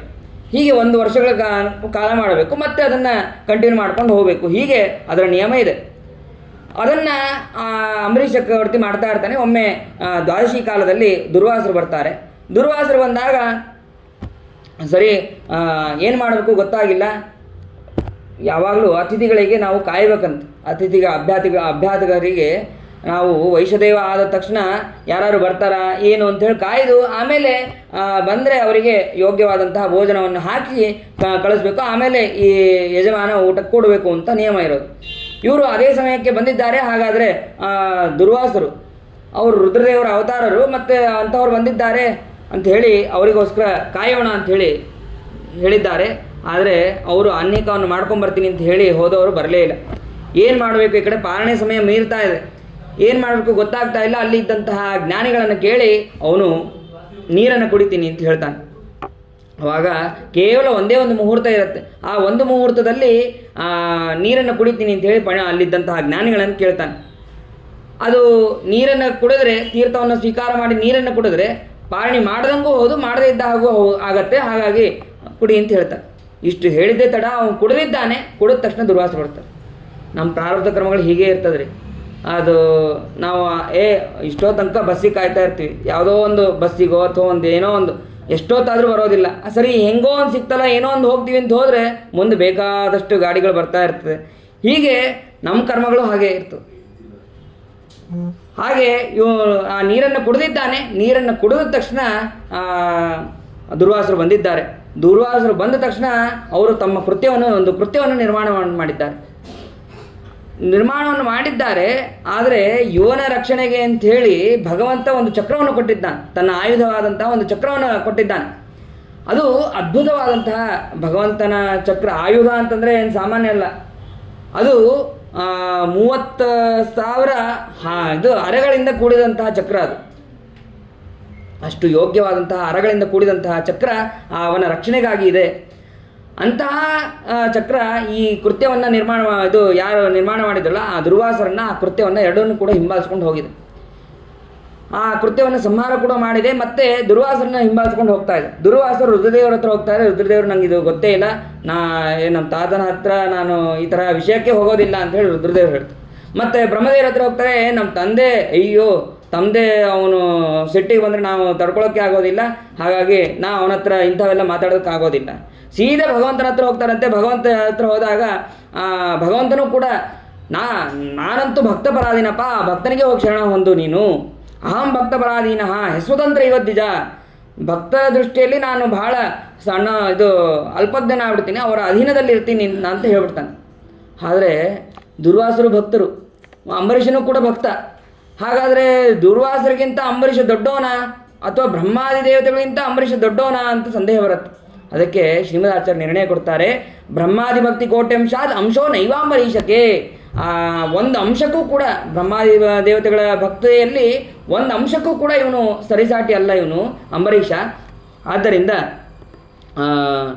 ಅಂತಹ ಆವಾಗ ತನೆಯನಾದಂತಹ ಅಂಬರೀಷನೇ ನೀನು ಶರಣು ಹೊಂದು ಅಂತ ಹೇಳಿ ಆ ದುರ್ವಾಸರಿಗೆ ಭಗವಂತ ಹೇಳಿ ಕಳಿಸಿದಾಗ ಮತ್ತೆ ಆ ದುರ್ವಾಸರ ಹತ್ರ ಅಂಬರೀಷ ಹತ್ರ ಬಂದು ಆ ದುರ್ವಾಸರು ಬಂದು ಕೇಳ್ತಾರೆ, ನನ್ನನ್ನು ರಕ್ಷಣೆ ಮಾಡು ಅಂತ ಕೇಳಿದಾಗ ಅದಕ್ಕೆ ಅಂಬರೀಷ ಹೇಳ್ತಾನೆ, ನೀವು ದೇವತೆಗಳು, ನೀವು ಇಂತಹ ಜ್ಞಾನಿಗಳಿಗೆ ನಮ್ಮಿಂದ ತೊಂದರೆ ಆಗಬಾರ್ದು. ಅದಕ್ಕೆ ಅವನು ಹೇಳ್ತಾನಂತೆ, ಯದ್ಯಸ್ತಿ ದತ್ತಂ ಇಷ್ಟಂ ವಾ ಸ್ವಧರ್ಮೋ ವಾ ಸ್ವನುಷ್ಠಿತಃ ಕುಲನ್ನೋ ವಿಪ್ರದೈವಂಚೆ ದ್ವಿಜಭವತು ವಿವಿಜ್ವರಃ.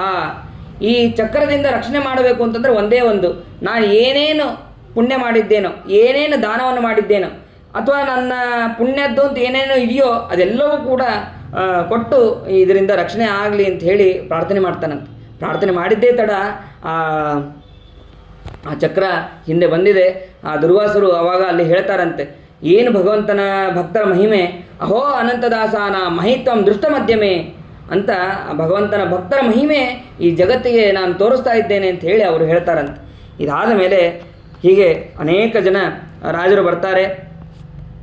ಆಮೇಲೆ ಮಾಂಧಾತ ಅವನು ಕೂಡ ಶ್ರೇಷ್ಠವಾದಂತಹ ರಾಜ್ಯವನ್ನು ಆಳಿದವನು.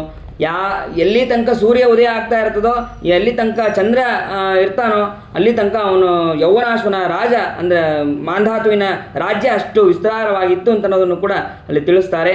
ಆಮೇಲೆ ಸಗರ, ಅವನಲ್ಲೂ ಕೂಡ ಸುಮತಿ ಮತ್ತು ಕೇಶಿನಿ ಅಂತ ಹೇಳಿ ಕೇಶಿನಿಯಲ್ಲಿ ಅಸಮಂಜಸ ಅಂತ ಹೇಳಿ ಹೀಗೆ ಮಕ್ಕಳಾಗ್ತಾರೆ. ಆ ಸಗರನ ವಂಶದಲ್ಲೇ ಬಂದವರು ಭಗೀರಥ. ಆ ಭಗೀರಥ ಬಂದು ಭಾಗೀರಥಿಯನ್ನು ಮತ್ತೆ ಪ್ರತ್ಯಕ್ಷ ಮಾಡಿಕೊಂಡು ಭಾಗೀರಥಿ ದೇವಿಯ ಅನುಗ್ರಹಕ್ಕೆ ಪಾತ್ರನಾಗ್ತಾನೆ. ಆಮೇಲೆ ಅಲ್ಲೇ ಕಟ್ವಾಂಗ ಅಂತನ್ನುವಂತಹ ರಾಜ, ಆ ಕಟ್ವಾಂಗ ಅನ್ನುವಂತಹ ರಾಜ ಮುಹೂರ್ತದಲ್ಲಿ ಆ ಭಗವಂತನನ್ನು ಧ್ಯಾನ ಮಾಡಿ ಉದ್ಧಾರನಾಗ್ತಾನೆ. ಅದಾದ ಮೇಲೆ ಆ ಕಟ್ವಾಂಗದಿಂದ ದೀರ್ಘಬಾಹು, ಆ ದೀರ್ಘಬಾಹುವಿಂದ ರಘು, ಆ ರಘುವಿನಿಂದ ಮತ್ತು ಪೃತಶ್ರವ ಮತ್ತು ಅಜ, ಈ ಅಜನಿಂದ ದಶರಥ, ಆ ದಶರಥಿನಿಂದನೇ ಸಾಕ್ಷಾತ್ ಭಗವಂತನ ಅವತಾರನಾದಂತಹ ರಾಮ. ಆ ರಾಮಚಂದ್ರ ದೇವರ ಅವತಾರವನ್ನು ಮಾಡಿ ಶೂರ್ಪಕರ್ಣ ಮತ್ತು ಎಲ್ಲರನ್ನೂ ಕೂಡ ಸಂಹಾರವನ್ನು ಮಾಡಿ ರಾವಣ ಕುಂಭಕರ್ಣನ ಸಂಹಾರ ಮಾಡಿ ವಿಭೀಷಣನಿಗೆ ಲಂಕಾಪಟ್ಟಣದಲ್ಲಿ ರಾಜ್ಯವನ್ನು ಕೊಡ್ತಾರೆ. ಅದಾದ ಮೇಲೆ ಈ ಕಡೆ ಅಯೋಧ್ಯ ಪಟ್ಟಣದಲ್ಲಿ ಸೀತೆಯ ಜೊತೆಗೆ ಅನೇಕ ವರ್ಷಗಳ ಕಾಲ ಅವನು ರಾಜ್ಯವನ್ನು ಆಳಿದ್ದಾನೆ ಅಂತ ಅನ್ನೋದನ್ನು ಅಲ್ಲಿ ತಿಳಿಸ್ತಾರೆ. ಅದಾದ ಮೇಲೆ ಅದೇ ವಂಶದಲ್ಲಿ ಎಲ್ಲರೂ ಕೂಡ ಬಂದಿದ್ದಾರೆ.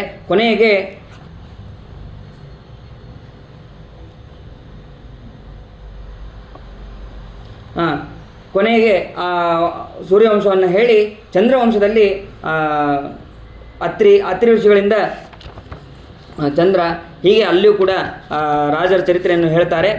ಪುರೂರವ, ಆ ಪುರೂರವನೇ ಇಳಾದಿಯಿಂದ ಮಕ್ಕಳಾಗ್ತಾರೆ. ಅದಾದ ಮೇಲೆ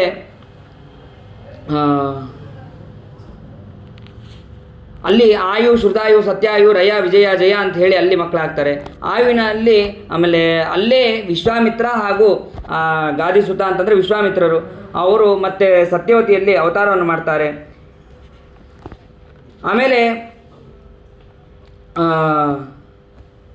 ಅಲ್ಲಿ ಪರಶುರಾಮ ದೇವರು ಅವತಾರವನ್ನು ಮಾಡಿ 21 ಬಾರಿ ಭೂಮಿಯನ್ನು ಸುತ್ತಿ ಎಲ್ಲ ದುಷ್ಟರಾದಂತಹ ರಾಕ್ಷಸರನ್ನು ಸಂಹಾರ ಮಾಡಿದ್ರು ಅಂತ ಅನ್ನೋದನ್ನು ಅಲ್ಲಿ ತಿಳಿಸ್ತಾರೆ. ಆಮೇಲೆ ಅಲ್ಲಿ ಬಂದಂತಹ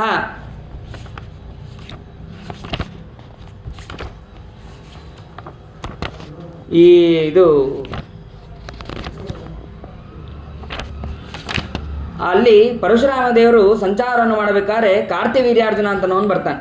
ಈ ಕಾರ್ತಿವೀರ್ಯಾರ್ಜುನ ವಸ್ತುತಃ ಅವನು ಯೋಗ್ಯನಾದಂತಹ ವ್ಯಕ್ತಿನೇ, ಆದರೆ ಸ್ವಲ್ಪ ದುಷ್ಟನಾಗಿದ್ದಕ್ಕೆ ಅವನ 1000 ಬಾಹುಗಳನ್ನು ಕತ್ತರಿಸಿ ಅವನಿಗೆ ಮಹಿದಾಸನ ಶಿಷ್ಯ ಅವನು ಕಾರ್ತಿವೀರ್ಯಾರ್ಜುನ.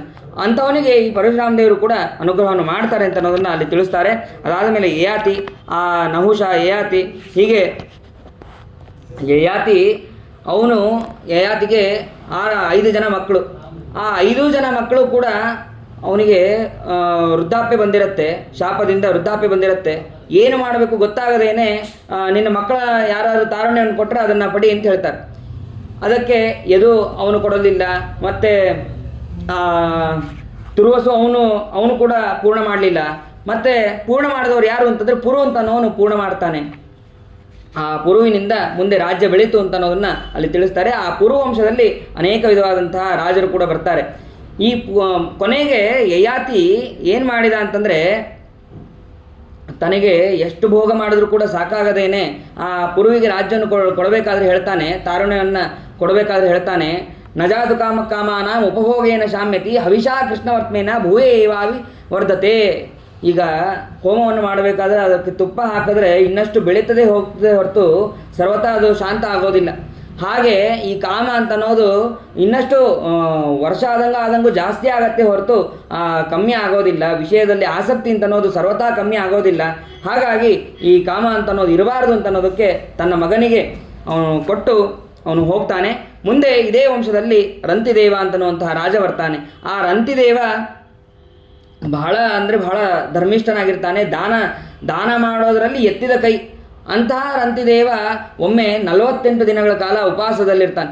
ಉಪವಾಸ ಆದ ಮೇಲೆ ಸರಿ ಆಯಿತು ಅಂಥೇಳಿ ಇನ್ನಾದರೂ ಆಹಾರವನ್ನು ಸ್ವೀಕಾರ ಮಾಡಬೇಕು ಅಂಥೇಳಿ ಅವನಿಗೆ ಸಿಕ್ಕಂತಹ ಒಂದು ತುಪ್ಪ, ಪಾಯಸ ಮತ್ತು ಇದೆಲ್ಲವೂ ಸಿಕ್ಕಿರತ್ತೆ, ನೀರು ಸಿಕ್ಕಿರತ್ತೆ. ಅದನ್ನು ತಗೋಬೇಕು. ಹೆಂಡತಿ ಮಕ್ಕಳು ಎಲ್ಲರೂ ಕೂಡ ಉಪವಾಸದಲ್ಲಿರ್ತಾರೆ. ಅದನ್ನು ಸ್ವೀಕಾರ ಮಾಡಬೇಕು ಅಂತ ನೋಡಿದ್ರೆ ಸ್ವೀಕಾರ ಮಾಡೋಕ್ಕಾಗೋದಿಲ್ಲ. ಯಾಕೆ ಅಂತಂದರೆ ಅಲ್ಲಿ ಯಾರೋ ಒಬ್ಬರು ಬರ್ತಾರೆ, ಅತಿಥಿ ಬರ್ತಾರೆ. ಬಂದು ನಮಗೆ ಬಹಳ ಹಸಿವೆ ಆಗಿದೆ, ಆಯ್ತು ಸರಿ ಅಂಥೇಳಿ ಇದ್ದಂತಹ ಪಾಯಸವನ್ನು ಕೊಟ್ಟು ಕಳಿಸ್ತಾನೆ. ಅದಾದ ಮೇಲೆ ಏನು ಮಾಡಬೇಕು ಅಂಥೇಳಿ ಆಯಿತು, ಇನ್ನು ಉಳಿದಂತಹ ಘೃತ ಮತ್ತು ನೀರನ್ನು ಕುಡಿದು ನಾವು ತೃಪ್ತಿ ಪಡೋಣ. ಇನ್ನೊಬ್ಬ ಬರ್ತಾನೆ, ಶ್ವಪಾಕ, ನಾಯಿಯನ್ನು ಸಾಕುವಂತಹ ವ್ಯಕ್ತಿ ಬರ್ತಾನೆ. ಅವನು ಬಂದಾಗೂ ಕೂಡ ಆಯಿತು ಅಂಥೇಳಿ ಅವನಿಗೂ ಕೊಟ್ಟು ಕಳಿಸ್ತಾನೆ. ಇನ್ನೊಬ್ಬ ಬರ್ತಾನೆ, ಭಾಳ ದರಿದ್ರ ಇರ್ತಾನೆ, ಅವನು ಕೂಡ ಅವನಿಗೂ ನೀರು ಕೇಳ್ತಾನೆ, ನೀರನ್ನು ಕೂಡ ಕೊಟ್ಟು ಕಳಿಸ್ತಾನೆ. ಆವಾಗ ಆ ರಂತಿದೇವ ಹೇಳ್ತಾನೆ, ನಕಾಮಯೇಹಂ ಗತಿಮೀಶ್ವರಾಣ ಮಹರ್ದಿಯುಕ್ತಾಂ ಅಪುನರ್ಭವಂಬ ಆರ್ತಿಂ ಪ್ರಪದ್ಯೆ ಕಿಲ ದೇಹವಾಜಾಂ ಅಂತಸ್ಥಿತಾಂ ಯೇನ ಭವಂತ್ಯ ದುಃಖಾಹ. ಯಾರ್ಯಾರಿಗೆ ಜಗತ್ತಿನಲ್ಲಿ ಹಸಿವೆ, ನೀರಡಿಕೆ ಅಂತೇನಿದೆಯೋ, ಕಷ್ಟಗಳು ಅಂತೇನಿದೆಯೋ ಅದೆಲ್ಲ ನೀರಡಿಕೆ ಹಸಿವೆಗಳು ನನಗಾಗಲಿ, ಆದರೆ ಅವರಿಗೆಲ್ಲರಿಗೂ ಕೂಡ ಸುಖವಾಗಿ ಇಟ್ಟಿರಿ ನೀನು ಅಂಥೇಳಿ ಈ ರೀತಿಯಾಗಿ ಹೇಳ್ತಾರೆ.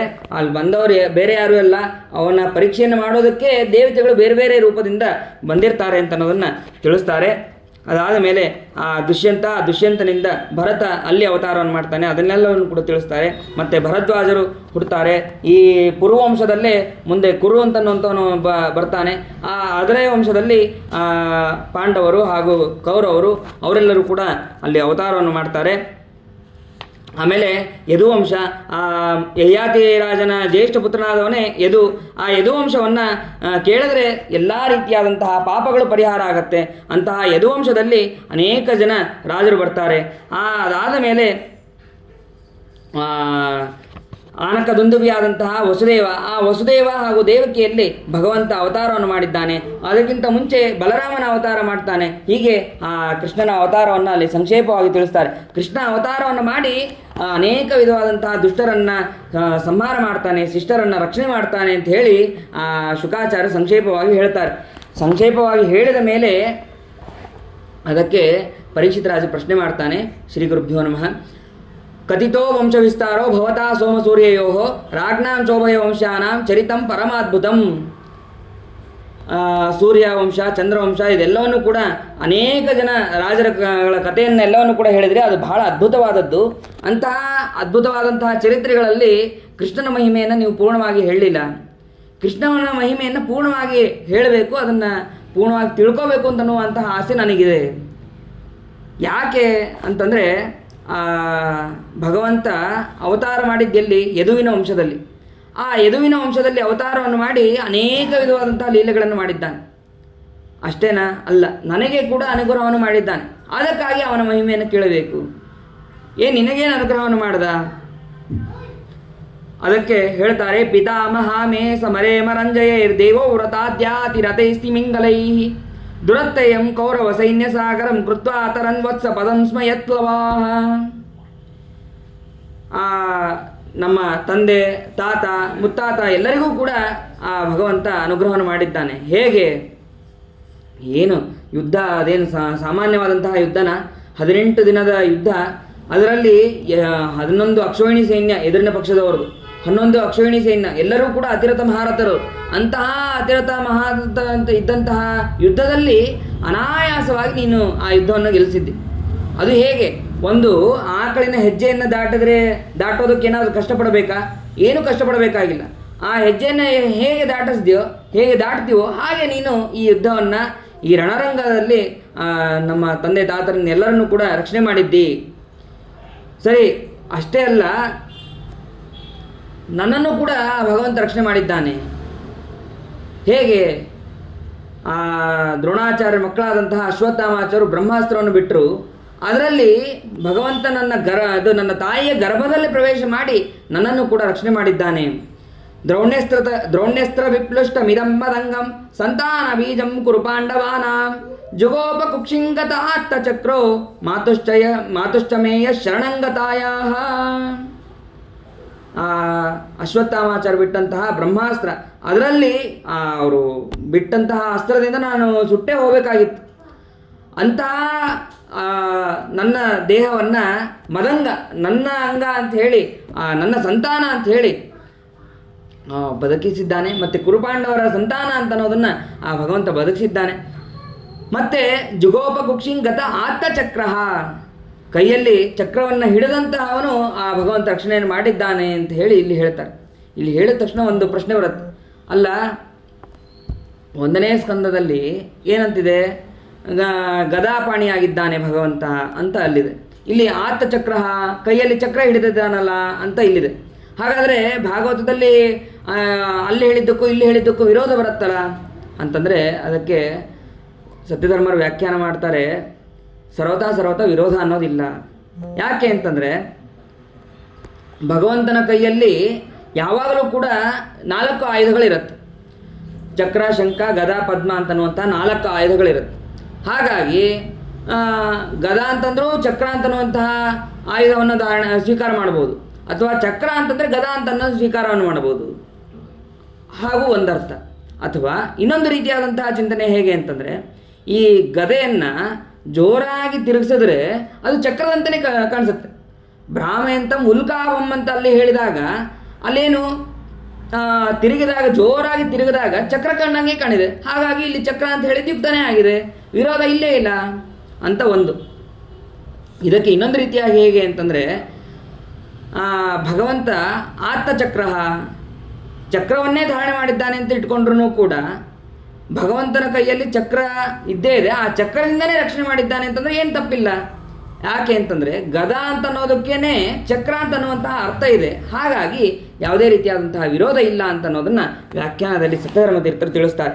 ಇದಾದ ಮೇಲೆ ಸರಿ, ಯಾಕೆ ಆ ಭಗವಂತನ ಮಹಿಮೆಯನ್ನು ಕೇಳಬೇಕು ಅಂತಂದರೆ, ಇಷ್ಟು ನನ್ನನ್ನು ರಕ್ಷಣೆ ಮಾಡಿದ್ದಾನೆ, ಅವನ ಉಪಕಾರ ನನ್ನ ಮೇಲೆ ಬಹಳಷ್ಟಿದೆ, ಹಾಗಾಗಿ ಅವನ ಸ್ಮರಣೆಯನ್ನು ಮಾಡಬೇಕು.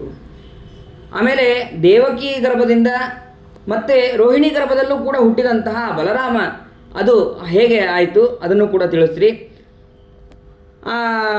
ಗೋಕುಲದಲ್ಲಿದ್ದು ಭಗವಂತ ಅನೇಕ ವಿಧವಾದಂತಹ ಲೀಲೆಗಳನ್ನು ಮಾಡಿದ, ಮತ್ತು ವೃಂದಾವನಕ್ಕೆ ಹೋಗಿ ಏನೇನು ಮಾಡಿದ ಅದೆಲ್ಲವನ್ನೂ ಕೂಡ ತಿಳಿಸ್ರಿ ಅಂತ ಹೇಳ್ತಾರೆ. ಆಮೇಲೆ ಈ ಮಾನುಷ್ಯ ದೇಹದಲ್ಲಿ ಭಗವಂತ ಎಷ್ಟು ವರ್ಷಗಳಿದ್ದ, ಎಷ್ಟು 1000 ವರ್ಷಗಳಿದ್ದ ಅದೆಲ್ಲವೂ ಕೂಡ ನಮಗೆ ತಿಳಿಸ್ರಿ ಅಂತ ಹೀಗೆ ಹೇಳ್ತಾರೆ. ಹೇಳಿದ ಮೇಲೆ ಅಲ್ಲಪ್ಪ ಹಸುವೆ ನೀರಡಿಕೆ ಆಗಿದೆ, ಹೊಟ್ಟೆ ಹಸುವೆ ಆಗ್ತಾ ಇದೆ, ಟೈಮ್ ಬೇರೆ 8 ಆಗ್ತಾ ಇದೆ, ಎಲ್ಲರಿಗೂ ಏನು ಮಾಡಬೇಕು, ಮನೆಗೆ ಬೇರೆ ಹೋಗಬೇಕು ಅಂತನೋ ಚಿಂತೆ ಆಗಿದೆ. ಅದಕ್ಕೆ ನೀರೇನಾರು ತಗೋತೀರಾ ಅಂತಂದರೆ ಇಲ್ಲ. ಪಿಬಂತಂ ತ್ವನ್ಮುಖಾಂಬೋಜಾತ್ ಶ್ರುತಂ ಹರಿಕಥಾಮೃತಂ, ನಿಮ್ಮ ಮುಖಕಮಲದಿಂದ ಆ ಭಗವಂತನ ಅಮೃತವನ್ನು ಪಾನ ಮಾಡ್ತಾ ಇರೋದಕ್ಕೆ ನಮಗೆ ಯಾವುದೇ ರೀತಿಯಾದಂತಹ ಹಸುವೆ ನೀರಡಿಕೆಗಳಿಲ್ಲ ಅಂತ ಹೇಳ್ತಾರೆ. ಇನ್ನಿನ್ನೆಗೆ ಏನು ಈ ಭಗವಂತನ ಬಗ್ಗೆ ಪ್ರಶ್ನೆ ಇದೆಯಲ್ಲ, ಭಗವಂತನಲ್ಲಿ ಭಕ್ತಿ ಇದೆಯಲ್ಲ, ಇದು ನಿನಗೆ ಯಾರೋ ಹೇಳ್ಕೊಟ್ಟಿದ್ದಲ್ಲ, ಯಾರೋ ಹೇಳಿ ಮಾಡಿಸ್ತಾ ಇರೋದಲ್ಲ, ಸ್ವಾಭಾವಿಕವಾಗಿರೋದಿದೆ.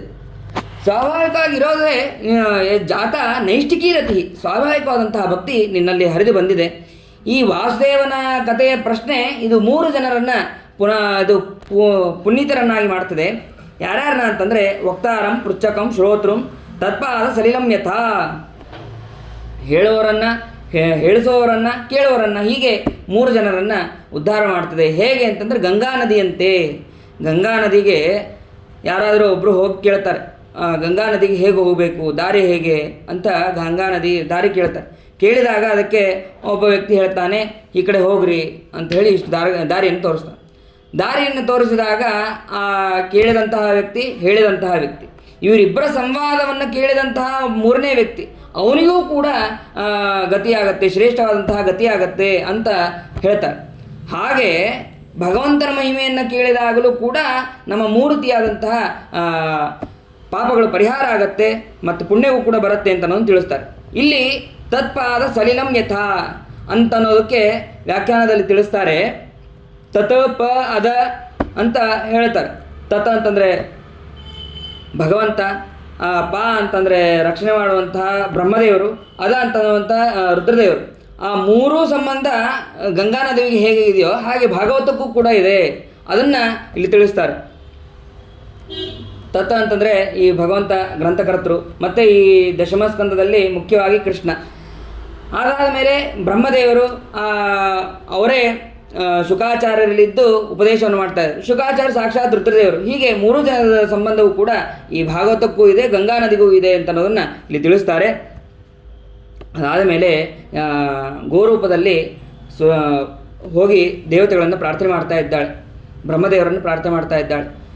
ನನಗೆ ಬಹಳ ದುಃಖ ಆಗ್ತಾ ಇದೆ, ಭೂಮಿಯ ಮೇಲೆ ಗೋರೂಪದಲ್ಲಿ ಹೋಗಿ ಅದು ಸ್ತೋತ್ರವನ್ನು ಮಾಡ್ತಾ ಇದ್ದಾಳೆ. ನನಗೆ ಬಹಳ ದುಃಖ ಆಗ್ತಾ ಇದೆ, ದುಷ್ಟರೆಲ್ಲರ ಆಕ್ರಮಣ ಜಾಸ್ತಿ ಆಗಿದೆ, ಹಾಗಾಗಿ ಏನು ಮಾಡಬೇಕು ಗೊತ್ತಾಗ್ತಾ ಇಲ್ಲ. ಅದಕ್ಕೆ ಬ್ರಹ್ಮದೇವರು ಹೋಗಿ ಭಗವಂತನನ್ನು ಸ್ತೋತ್ರ ಮಾಡ್ತಾರೆ.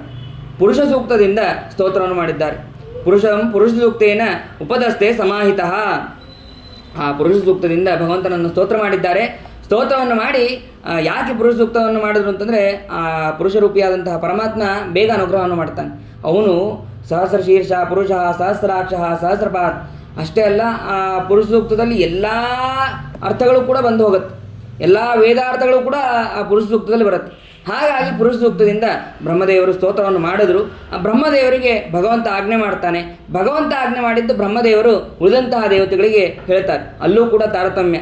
ಆ ಬ್ರಹ್ಮದೇವರಿಗೆ ಮಾತ್ರ ಭಗವಂತ ದರ್ಶನ ಕೊಟ್ಟು ಅವರ ಶಬ್ದ, ಭಗವಂತನ ಶಬ್ದ ಕೇಳಿಸ್ತು. ಆದರೆ ಉಳಿದವರಿಗೆ ಮಾತ್ರ ಭಗವಂತನ ಶಬ್ದ ಸ್ವಲ್ಪ ಕೇಳಿಸ್ತು. ಅದನ್ನು ಪೂರ್ಣವಾಗಿ ಬ್ರಹ್ಮದೇವರು ಆ ಭಗವಂತನ ಈ ರೀತಿಯಾದಂತಹ ಆಜ್ಞೆಯನ್ನು ತಿಳಿಸ್ತಾರೆ. ಭಗವಂತ ವಸುದೇವ ದೇವಕಿಯರಲ್ಲಿ ಅವತಾರವನ್ನು ಮಾಡುವನಿದ್ದಾನೆ.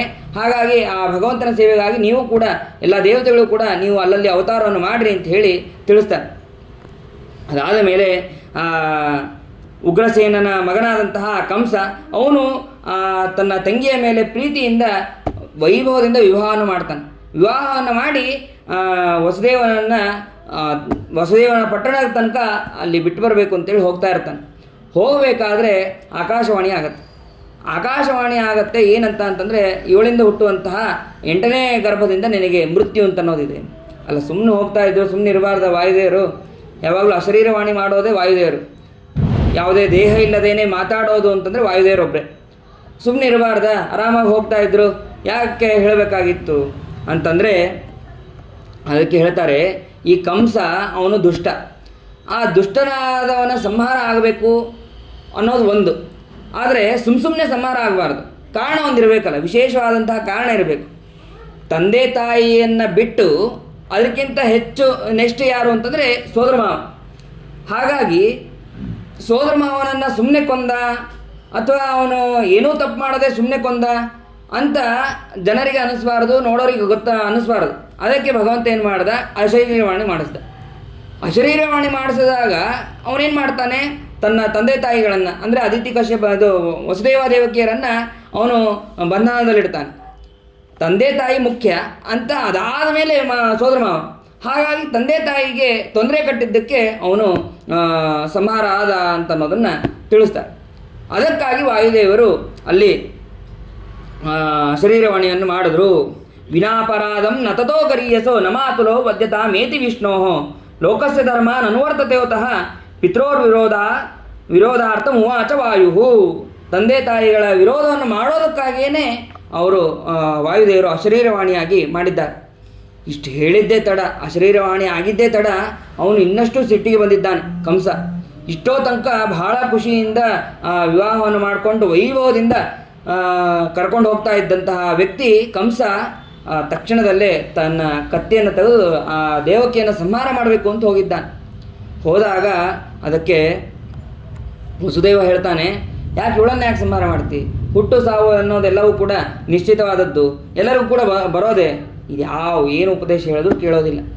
ಅವಾಗ ವಸುದೇವ ಕೊನೆಗೊಂದು ಮಾತನ್ನು ಹೇಳ್ತಾನಂತೆ, ಇವಳಿಂದ ಏನು ಮೃತ್ಯು ಇಲ್ಲಲ್ಲ, ಇವಳಿಂದ ಹುಟ್ಟುವಂತಹ 8ನೇ ಗರ್ಭದಿಂದ ತಾನೆ, ಇನ್ನೂ ಬಹಳ ಟೈಮ್ ಇದೆ, ಇವಳನ್ನು ಬಿಟ್ಬಿಡು ಅಂತ ಹಾಗೆ ಕೇಳ್ತಾನೆ.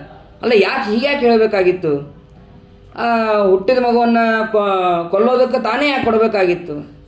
ಈ ಬೀಸೋದೊಣ್ಣೆ ತಪ್ಪಿಸ್ಕೊಂಡ್ರೆ 100 ವರ್ಷ ಆಯಿತು ಅಂತ ಹೇಳ್ತಾರಲ್ಲ ಹಾಗೆ. ಈಗಂತೂ ಬಿಟ್ಟು ಬಿಡ್ಲಪ್ಪ, ಮುಂದೆ ಅಕಸ್ಮಾತಾಗಿ ಇವನೇನಾದರೂ ಕಂಸನೇ ಮೊದಲು ಮರಣ ಹೊಂದಿದ್ರೆ, ಅಥವಾ ಇವಳಿಗೆ ಏನೋ ತೊಂದರೆ ಆಗಿ ಇವಳಿಗೆ ಗರ್ಭಿಣಿನೇ ಆಗದೆ ಇದ್ರೆ ಅವಾಗ ಇಬ್ಬರು ಕೂಡ ಉಳಿತಾರಲ್ಲ. ಹಾಗಾಗಿ ಅವನು ಈ ರೀತಿಯಾಗಿ ಹೇಳಿದ ಅಂತ ಅನ್ನೋದನ್ನು ತಿಳಿಸ್ತಾರೆ. ಅದಾದ ಮೇಲೆ ಸರಿ ಆಯಿತು ಅಂಥೇಳಿ ಆ ಮಾತನ್ನು ಕೇಳಿ ಅವನು ಅಲ್ಲಿ ಕರ್ಕೊಂಡು ಹೋಗಿದ್ದಾನೆ. ಮಥುರಾಪಟ್ಟಣಕ್ಕೆ ಕರ್ಕೊಂಡು ಹೋಗಿದ್ದಾನೆ. ಮಥುರಾಪಟ್ಟಣಕ್ಕೆ ಕರ್ಕೊಂಡು ಹೋದ ಮೇಲೆ ಅಲ್ಲಿ 1ನೇ ಮಗು ಆದ ತಕ್ಷಣ ಹೋಗಿ ಸೀದಾ ಒಯ್ದು ಕೊಟ್ಟಿದ್ದಾನೆ ಕಂಸನ ಹತ್ರ ಕೊಟ್ಟಿದ್ದೇ ತಡ,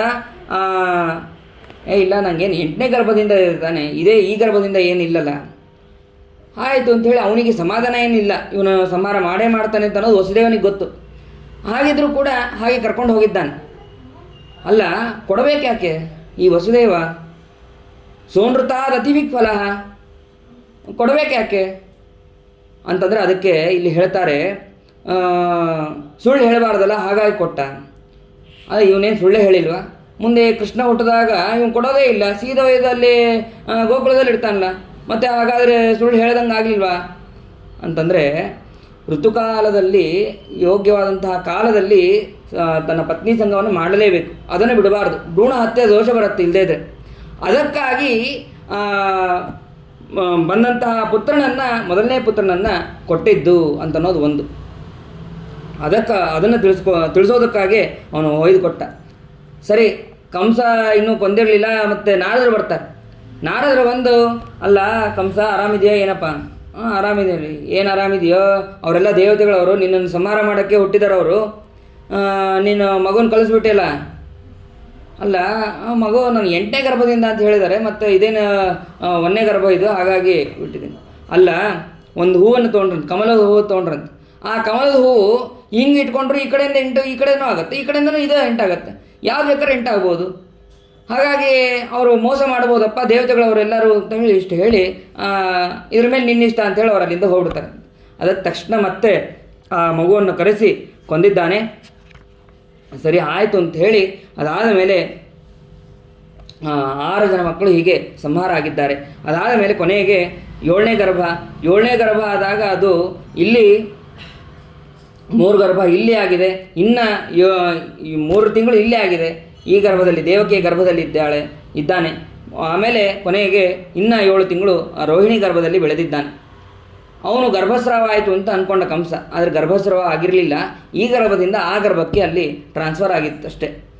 ಅದು ಹೇಗೆ ಅಂತಂದರೆ ದುರ್ಗಾದೇವಿಯ ಅದ್ಭುತವಾದಂತಹ ಶಕ್ತಿ, ಭಗವಂತನ ಆಜ್ಞೆ, ದುರ್ಗಾದೇವಿಯ ಅದ್ಭುತವಾದಂತಹ ಶಕ್ತಿ.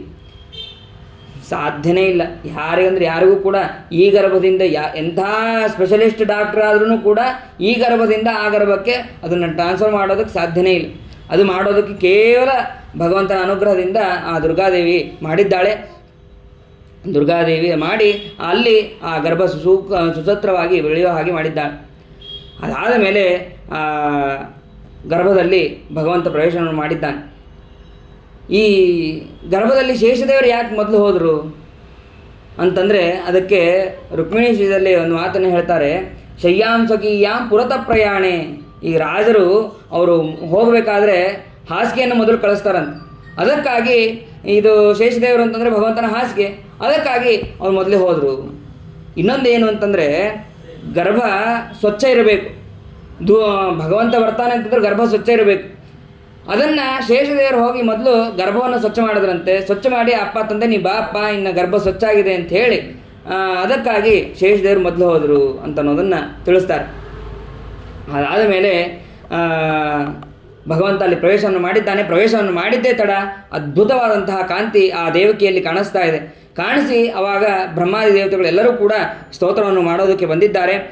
ಸತ್ಯವ್ರತಂ ಸತ್ಯ ಪರಂತ್ರಿ ಸತ್ಯಂ ಸತ್ಯಸ್ಯ ಯೋನಿಂ ನಿಹಿತಂಚ ಸತ್ಯೆ ಸತ್ಯಸ್ಯ ಸತ್ಯಮುತ ಸತ್ಯ ನೇತ್ರಂ ಸತ್ಯಾತ್ಮಕಂ ತ್ವಾಂ ಶರಣಂ ಪ್ರಪನ್ನಾಹ. ಭಗವಂತನನ್ನು ಅದ್ಭುತವಾಗಿ ಇಲ್ಲಿ ಸ್ತೋತ್ರವನ್ನು ಮಾಡ್ತಾ ಇದ್ದಾರೆ. ಈ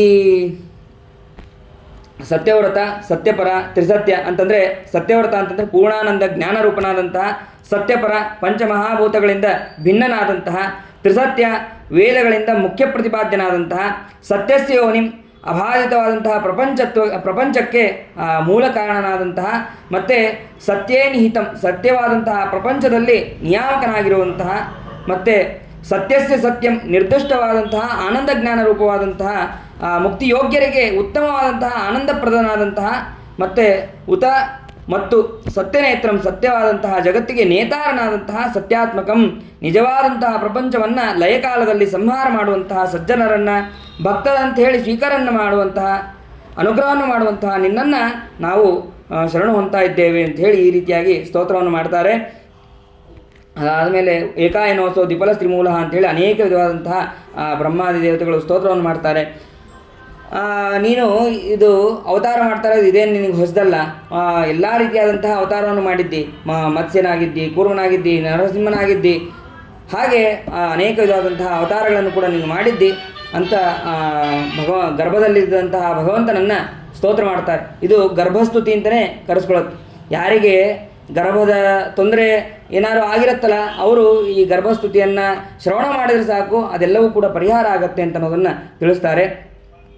ಅದಾದ ಮೇಲೆ ಅದಿತಿ ದೇವಿ ಅದು ದೇವಕಿಗೂ ಕೂಡ ಹೇಳ್ತಾರೆ, ನೀನು ಯಾವುದೇ ರೀತಿಯಾದಂಥ ಹೆದರ್ಕೋಬೇಡ, ನಿನ್ನಲ್ಲಿ ಅವತಾರ ಮಾಡ್ತಾರೆ ಸಾಕ್ಷಾತ್ ಭಗವಂತ, ಹಾಗಾಗಿ ನೀನು ಯಾವುದೇ ರೀತಿಯಾದಂತಹ ಭಯವನ್ನು ಪಡಬೇಡ ಅಂತ ಹೇಳಿ ಹೇಳ್ತಾರೆ. ಹೇಳಿದ ಮೇಲೆ ಯೋಗ್ಯವಾದಂತಹ ಕಾಲ ಅಥ ಸರ್ವಗುಣೋಪೇತಃ ಕಾಲ ಪರಮಶೋಭನಃ ಯರ್ಹೇವಾಜನ ಜನ್ಮಕ್ಷ ಶಾಂತರ್ಷ ಗ್ರಹತಾರಕಃ, ಎಲ್ಲ ಗ್ರಹ ನಕ್ಷತ್ರಗಳು ಎಲ್ಲವೂ ಕೂಡ ಯೋಗ್ಯವಾದಂತಹ ಕಾಲದಲ್ಲಿ ಅಲ್ಲಿದೆ. ಈಗ ಭಗವಂತನ ಆಜ್ಞೆಯಿಂದ ಆ ಗ್ರಹಗಳು ನಕ್ಷತ್ರಗಳು ಇಂತಹ ಒಬ್ಬ ಶ್ರೇಷ್ಠನ ಜಾತಕಕ್ಕೆ ಹೊಂದಿಕೆ ಆಗಬೇಕು ಅಂಥೇಳಿ ಅವರು ಯೋಗ್ಯವಾದಂತಹ ಕಾಲವನ್ನು ಸೂಚಿಸ್ತಿರ್ತಾರೆ. ನೋಡ್ರಿ, ಹುಟ್ಟುವಂತಹ ಮಗು ಯಾವುದೇ ಮಗು ಇರಬಹುದು, ಈ ಭಗವಂತನ ಅವತಾರದಲ್ಲ, ಇಲ್ಲಿ ಸಂಸಾರದಲ್ಲಿ ಹುಟ್ಟುವಂತಹ ಯಾವುದೇ ಮಗು ಈ ಒಂದು ನಿಮಿಷನೂ ಕೂಡ, ಒಂದು ಸೆಕೆಂಡ್ ಕೂಡ ಆ ಕಡೆ ಈ ಕಡೆ ಆಗೋದಿಲ್ಲ. ಹಾಗೆ ಭಗವಂತ ಅವತಾರವನ್ನು ಮಾಡೋ ಹಾಗೆ, ಹುಟ್ಟೋ ಹಾಗೆ ವ್ಯವಸ್ಥೆಯನ್ನು ಮಾಡಿರ್ತಾನೆ. ಆದರೆ ಭಗವಂತ ಅವತಾರ ಮಾಡ್ತಾ ಇದ್ದಾನೆ, ಭಗವಂತನ ಸೇವೆಯನ್ನು ಮಾಡಬೇಕು ಅಂಥೇಳಿ ಎಲ್ಲ ನಕ್ಷತ್ರಗಳು ಗ್ರಹಗಳು ಏನು ಮಾಡೋದು ಅಂತಂದರೆ ಅದೆಲ್ಲವೂ ಕೂಡ ಸರ್ವೇ ಗ್ರಹ ಏಕಾದಶ ಸ್ಥಾನೇಶು, ಏಕಾದಶ ಸ್ಥಾನದಲ್ಲಿದ್ದರೆ ಬಹಳ ಅತ್ಯುತ್ತಮವಾದದ್ದು, ಇದು ನನ್ನ ಸೇವೆ ಅಂಥೇಳಿ ಎಲ್ಲ ಗ್ರಹಗಳು ಕೂಡ ಹಾಗೆ ನಿಂತಿದ್ದಾವೆ, ಶುಭವಾದಂತಹ ಸ್ಥಾನದಲ್ಲಿ ಇದ್ದಾರೆ. ಮತ್ತು ಮಳೆ ಮಂದವಾಗಿ ಮುಂಗಾರು ಸಣ್ಣ ಹನಿಯನ್ನು ತುರಿಸ್ತಾ ಇದೆ. ಮಂದ ಮನುಗರ್ಜತಿ ಮೇಘ. ಆಮೇಲೆ ಎಲ್ಲ ವಾಯು ತಂಪಾದಂತಹ ಗಾಳಿಯನ್ನು ಬೀಸ್ತಾ ಇದೆ, ಜೋರಾದಂತಹ ಗಾಳಿ ಇಲ್ಲ, ಮತ್ತು ನೀರು ಸಣ್ಣದಾಗಿ ಹರಿತಾ ಇದೆ. ಆಮೇಲೆ ಅಲ್ಲಿ ಯಮುನಾ ನದಿ, ಆ ಯಮುನಾ ನದಿಯು ಕೂಡ ಸುಂದರವಾಗಿ ಹರಿತಾ ಇದೆ, ಸಣ್ಣದಾಗಿ ಶಬ್ದವನ್ನು ಮಾಡ್ತಾ ಇದೆ. ಹೀಗೆ ಇಂತಹ ಸಂದರ್ಭದಲ್ಲಿ ದೇವಕ್ಯಾಂ ದೇವರೂಪಿಣ್ಯಾಂ ವಿಷ್ಣು ಸರ್ವಗುಹಾಶಯ ಆವಿರಾಸಿ ಯಥಾ ಪ್ರಾಚ್ಯಾಂ ದಿಶಿಯೊಂದಿರುವ ಪುಷ್ಕಲಃ ತಮದ್ಭುತಂ ಬಾಲಕಮಂಬುಜೇಕ್ಷಣಂ ಚತುರ್ಭುಜಂ ಶಂಖಗದಾದ್ವ್ಯಾಯುಧಂ ಶ್ರೀವತ್ಸಲಕ್ಷ್ಮಂ ಕಲಶೋಭಿಕೌಸ್ತುಭಂ ಪೀತಾಂಬರಂ ಸಾಂದ್ರಪಯೋಧಸೌಭಗಂ ಮಹಾರ ವೈಡೂರ್ಯ ಕಿರೀಟಕುಂಡಲ ದ್ವಿಷಾ ಪರಿಷ್ವಕ್ತ ಸಹಸ್ರಕುಂತಲಂ ಉದ್ದಾಮ ಕಾಂಚಂಗದ ಕಂಕಣಾದಿಭಿರ್ವಿರೋಚಮಾನಂ ವಸುದೇವ ಐಕ್ಷತ. ಭಗವಂತ ಅವತಾರ ಮಾಡಿದ ತಕ್ಷಣ ಹೇಗಿದ್ದ ಅಂತಂದರೆ ಅವನು ಅದ್ಭುತನಾದಂತಹ ಬಾಲಕ. ನಾವು ಹುಟ್ಟಿದ ತಕ್ಷಣ ಅಳೋದಕ್ಕೆ ಪ್ರಾರಂಭ ಮಾಡ್ತೀವಿ. ಭಗವಂತ ಆತ್ಮ ಏನೂ ಇಲ್ಲ, 4 ಕೈಗಳು, ಆಮೇಲೆ ಶಂಖ ಇವೇ ಮೊದಲಾದಂತಹ ಆಯುಧಗಳು, ಶಂಖ ಗದ ಚಕ್ರ ಪದ್ಮ ಇವೇ ಮೊದಲಾದಂತಹ ಆಯುಧಗಳು. ಆಮೇಲೆ ಯಾವಾಗಲೂ ಕೂಡ ವಕ್ಷಸ್ಥಳದಲ್ಲಿ ಶ್ರೀವತ್ಸ ಚಿಹ್ನೆಯನ್ನು ಇಟ್ಕೊಂಡವನು, ಆಮೇಲೆ ಕೌಸ್ತುಭ ಮಣಿಯನ್ನು ಹಾಕ್ಕೊಂಡವನು, ಪೀತಾಂಬರಧಾರಿಯಾದವನು. ಇಂತಹ ಭಗವಂತ ಅಲ್ಲಿ ಅವತಾರವನ್ನು ಮಾಡಿದ್ದಾನೆ. ವೈಡೂರ್ಯ ಕಿರೀಟವನ್ನು ಹಾಕ್ಕೊಂಡಿದ್ದಾನೆ. ಆಮೇಲೆ 1000 ಕಿರಣವುಳ್ಳಂತಹ ಕುಂತಲದಲ್ಲಿ ಶೋಭಿಸುವಂತಹ ಮಣಿಯನ್ನು ಹಾಕ್ಕೊಂಡಿದ್ದಾನೆ. ಹೀಗೆ ಎಲ್ಲವನ್ನು ಹಾಕಿಕೊಂಡಂತಹ ಭಗವಂತನನ್ನು ಅಲ್ಲಿ ವಸುದೇವ ನೋಡಿದ್ದಾನೆ. ಮಗು ಹುಟ್ಟಿದ ಮೇಲೆ ತಂದೆ ನೋಡೋದಕ್ಕೆ ಒಂದು ಮುಹೂರ್ತ ಅಂತಿರತ್ತೆ. ಇಂತಹ ಮುಹೂರ್ತದಲ್ಲಿ ತಂದೆಯಾದಂತಹವನು ಮಗುವನ್ನು ನೋಡಬೇಕು ಅಂತ. ಹಾಗೆ ಇಲ್ಲಿ ತಂದೆ ನೋಡಬೇಕು ಅಂತ ಅನ್ನೋ ಮುಹೂರ್ತ ಏನು ಇಲ್ಲೇ ಇಲ್ಲ, ಇರೋದೇ ಕಾರಾಗೃಹದಲ್ಲಿ. ಆ ಕಾರಾಗೃಹದಲ್ಲೂ ಕೂಡ ಭಗವಂತನನ್ನು ಯೋಗ್ಯವಾದಂತಹ ಸಮಯದಲ್ಲಿ ವಸುದೇವ ನೋಡಿದ್ದಾನೆ ಅಂತ ಅನ್ನೋದನ್ನು ಅಲ್ಲಿ ತಿಳಿಸ್ತಾರೆ. ಅಂತಹ ಅದ್ಭುತನಾದಂತಹ ಬಾಲಕನನ್ನು ನೋಡಿದ್ದಾರೆ. ಇಲ್ಲಿ ತಮದ್ಭುತಂ ಬಾಲಕಂ ಅನ್ನೋದಕ್ಕೆ ಬಾಲಹ ಕಹ ಯಸ್ಯ ಸಹ ಅಂತಂದು ವಿಗ್ರಹವನ್ನು ಮಾಡಿ ಸತ್ಯಧರ್ಮ ತಿಳಿಸ್ತಾರೆ. ಯಾರಿಗೆ ಬ್ರಹ್ಮದೇವರು ಯಾರಿಗೆ ಬಾಲಕನಾಗಿದ್ದಾನೋ ಅಂತಹ ಭಗವಂತ ಇಲ್ಲಿ ಅವತಾರವನ್ನು ಮಾಡಿದ್ದಾನೆ, ಇವನು ಸರ್ವತಾ ಬಾಲಕ ಅಲ್ಲ ಅಂತ ಅನ್ನೋದನ್ನು ಅಲ್ಲಿ ತಿಳಿಸ್ತಾರೆ. ಹೀಗೆ ಅಲ್ಲಿ ಭಗವಂತನ ಅವತಾರವನ್ನು ಮಾಡಿದ್ದಾನೆ. ಅವತಾರವನ್ನು ಮಾಡಿದ್ದೇ ತಡ ವಸುದೇವ ಸ್ತೋತ್ರವನ್ನು ಮಾಡ್ತಾನೆ. ವಿದಿತೋಸಿ ಭವಾನ್ ಸಾಕ್ಷಾತ್ ಪುರುಷ ಪ್ರಕೃತೆ ಪರಃ ಕೇವಲಾನುಭವಾನಂದ ಸ್ವರೂಪ ಸರ್ವಬುದ್ಧಿದೃಕ. ವಿದಿತೋಸಿ ಭವಾನ್, ಈ ಭವಾನ್ ಅನ್ನೋದಕ್ಕೆ ಋಷಿಕೇಶ ತೀರ್ಥರು ಅನೇಕ ವಿಧವಾದಂತಹ ಅರ್ಥವನ್ನು ಮಾಡ್ತಾರೆ. ಭಾದೀಪ್ತೋ ಪ್ರಕಾಶೆ ಜ್ಞಾನೆ ನಿಕಟ ಭಾವೆ ಅಂತ ಹೇಳಿ ಅನೇಕ ವಿಧವಾದಂತಹ ಅರ್ಥವನ್ನು ಮಾಡ್ತಾರೆ. ಅದನ್ನು ಸತ್ಯಧರ್ಮ ತೀರ್ಥರು ಸಂಗ್ರಹ ಮಾಡಿ ಹೇಳ್ತಾರೆ. ಅನ್ನೋದಕ್ಕೆ ಅನೇಕ ವಿಧವಾದಂತಹ ಅರ್ಥಗಳನ್ನು ಅಲ್ಲಿ ತಿಳಿಸ್ತಾರೆ. ನೀನು ಸಾಕ್ಷಾತ್ ಪ್ರಕೃತಿಯ ಪುರುಷನಾದಂತಹ ನೀನು, ಅಂತಹ ನಿನಗೆ ನಮಸ್ಕಾರ ಅಂಥೇಳಿ ಅವರು ಸ್ತೋತ್ರವನ್ನು ಮಾಡ್ತಾರೆ. ಈ ವಿದಿತೋಸಿ ಭವಾನ್ ಸಾಕ್ಷಾತ್ ಅನ್ನೋದ್ರ ಇಷ್ಟರ ಮೇಲೇ ಪೂರ್ತಿಯಾದಂತಹ ಭಾಗವತನ್ನು ಹಿರಿಯ ಸ್ವಾಮಿಗಳು ಅಲ್ಲಿ ಬೆಂಗಳೂರು ಚಾತುರ್ಮಾಸ್ಯ ಕಾಲದಲ್ಲಿ ಹೇಳಿದರು ಅಂತ ಅನ್ನೋದನ್ನು ನಾವು ಕೇಳ್ತೀವಿ. ಅಂತಹ ಅನೇಕ ಅರ್ಥವುಳ್ಳದ್ದು ಈ ವಿದಿತೋಸಿ ಭವ ಅಂತ ಅನ್ನೋದು. ಹಾಗೆ ಭಗವಂತನನ್ನು ಸ್ತೋತ್ರವನ್ನು ಮಾಡಿದ್ದಾನೆ. ಸ್ತೋತ್ರವನ್ನು ಮಾಡಿದ ಮೇಲೆ ಆ ದೇವಕಿಯು ಕೂಡ ಭಗವಂತನನ್ನು ಸ್ತೋತ್ರ ಮಾಡಿದ್ದಾಳೆ. ನೀನು ರೂಪಂ ಎತ್ತತ್ ಪ್ರಾಹುರ್ ಅವ್ಯಕ್ತ ಮಾಧ್ಯಮ ಬ್ರಹ್ಮಜ್ಯೋತಿರ್ ನಿರ್ಗುಣಂ ನಿರ್ವಿಕಾರಂ, ಯಾವುದೇ ರೀತಿಯಾದಂತಹ ವಿಕಾರ ಇಲ್ಲ.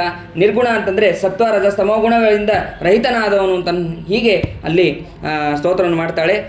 ನೀ ಇಡೀ ಜಗತ್ತನ್ನು ಧಾರಣೆ ಮಾಡಿದಂಥ ನೀನು ನನ್ನಲ್ಲಿ ಅವತಾರವನ್ನು ಮಾಡಿದ್ದಿ, ಅಂತಹ ನಿನಗೆ ನಮೋ ನಮಃ ಅಂತ ಹೇಳಿ ಅವಳು ಸ್ತೋತ್ರವನ್ನು ಮಾಡ್ತಾಳೆ. ವಿಶ್ವಂ ಯದೇತತ್ ಸ್ವತನೋ ನಿಶಾಂತೆ. ಆ ಭಗವಂತನ ಉದರದಲ್ಲಿ ಒಂದು ಸಾಸಿವೆ ಕಾಳಷ್ಟು ಇದೆಯಂತೆ ಇಡೀ ಬ್ರಹ್ಮಾಂಡ. ಅದು ಎಲ್ಲಿ ಅಂಥೇಳಿ ಆ ಭಗವಂತ ಹುಡುಕ್ತಾನಂತೆ. ಎಲ್ಲಿದೆ ಅಂತಂದರೆ ಅದು ಕಾಣಿಸೈತೆ ಕಾಣಿಸೋದಿಲ್ಲ, ಯಾಕಂದರೆ ಅನಂತ ಬ್ರಹ್ಮಾಂಡಗಳು ಒಳಗೆ ಹೋಗಿದೆ. ಆದರೂ ಕೂಡ ಅವನ ಭಗವಂತನ ಉದರ ಏನಾದ್ರು ಭಾಳ ದಪ್ಪ ಇದೆಯಾ? ಇಲ್ಲಂತೆ.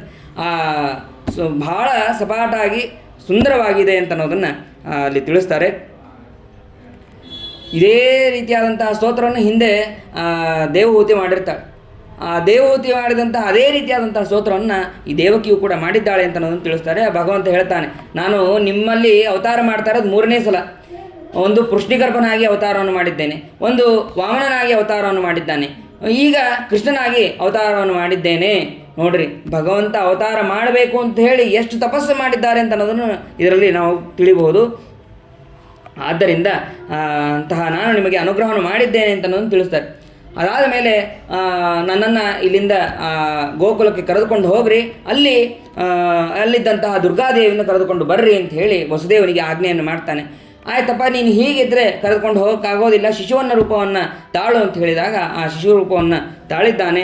ಮುಂದೆ ಗೋಕುಲಕ್ಕೆ ಕರೆದುಕೊಂಡು ಹೋಗ್ತಾನೆ ಅಂತ ಅನ್ನೋದನ್ನು ನಾಳೆ ದಿನ ತಿಳಿಯೋಣ ಅಂತ ಹೇಳ್ತಾ ನನ್ನ 2 ಮಾತನ್ನು ಮುಗಿಸ್ತೇನೆ. ಹರೇ ನಮಃ. ಶ್ರೀಕೃಷ್ಣ ಅರ್ಪಣಮಸ್ತು. ಅನೇನ ಭಾವಿ ಯತ್ಪುಣ್ಯಂ ತದಾ ಆಪ್ನೋತು ಗುರುರ್ಮಮ.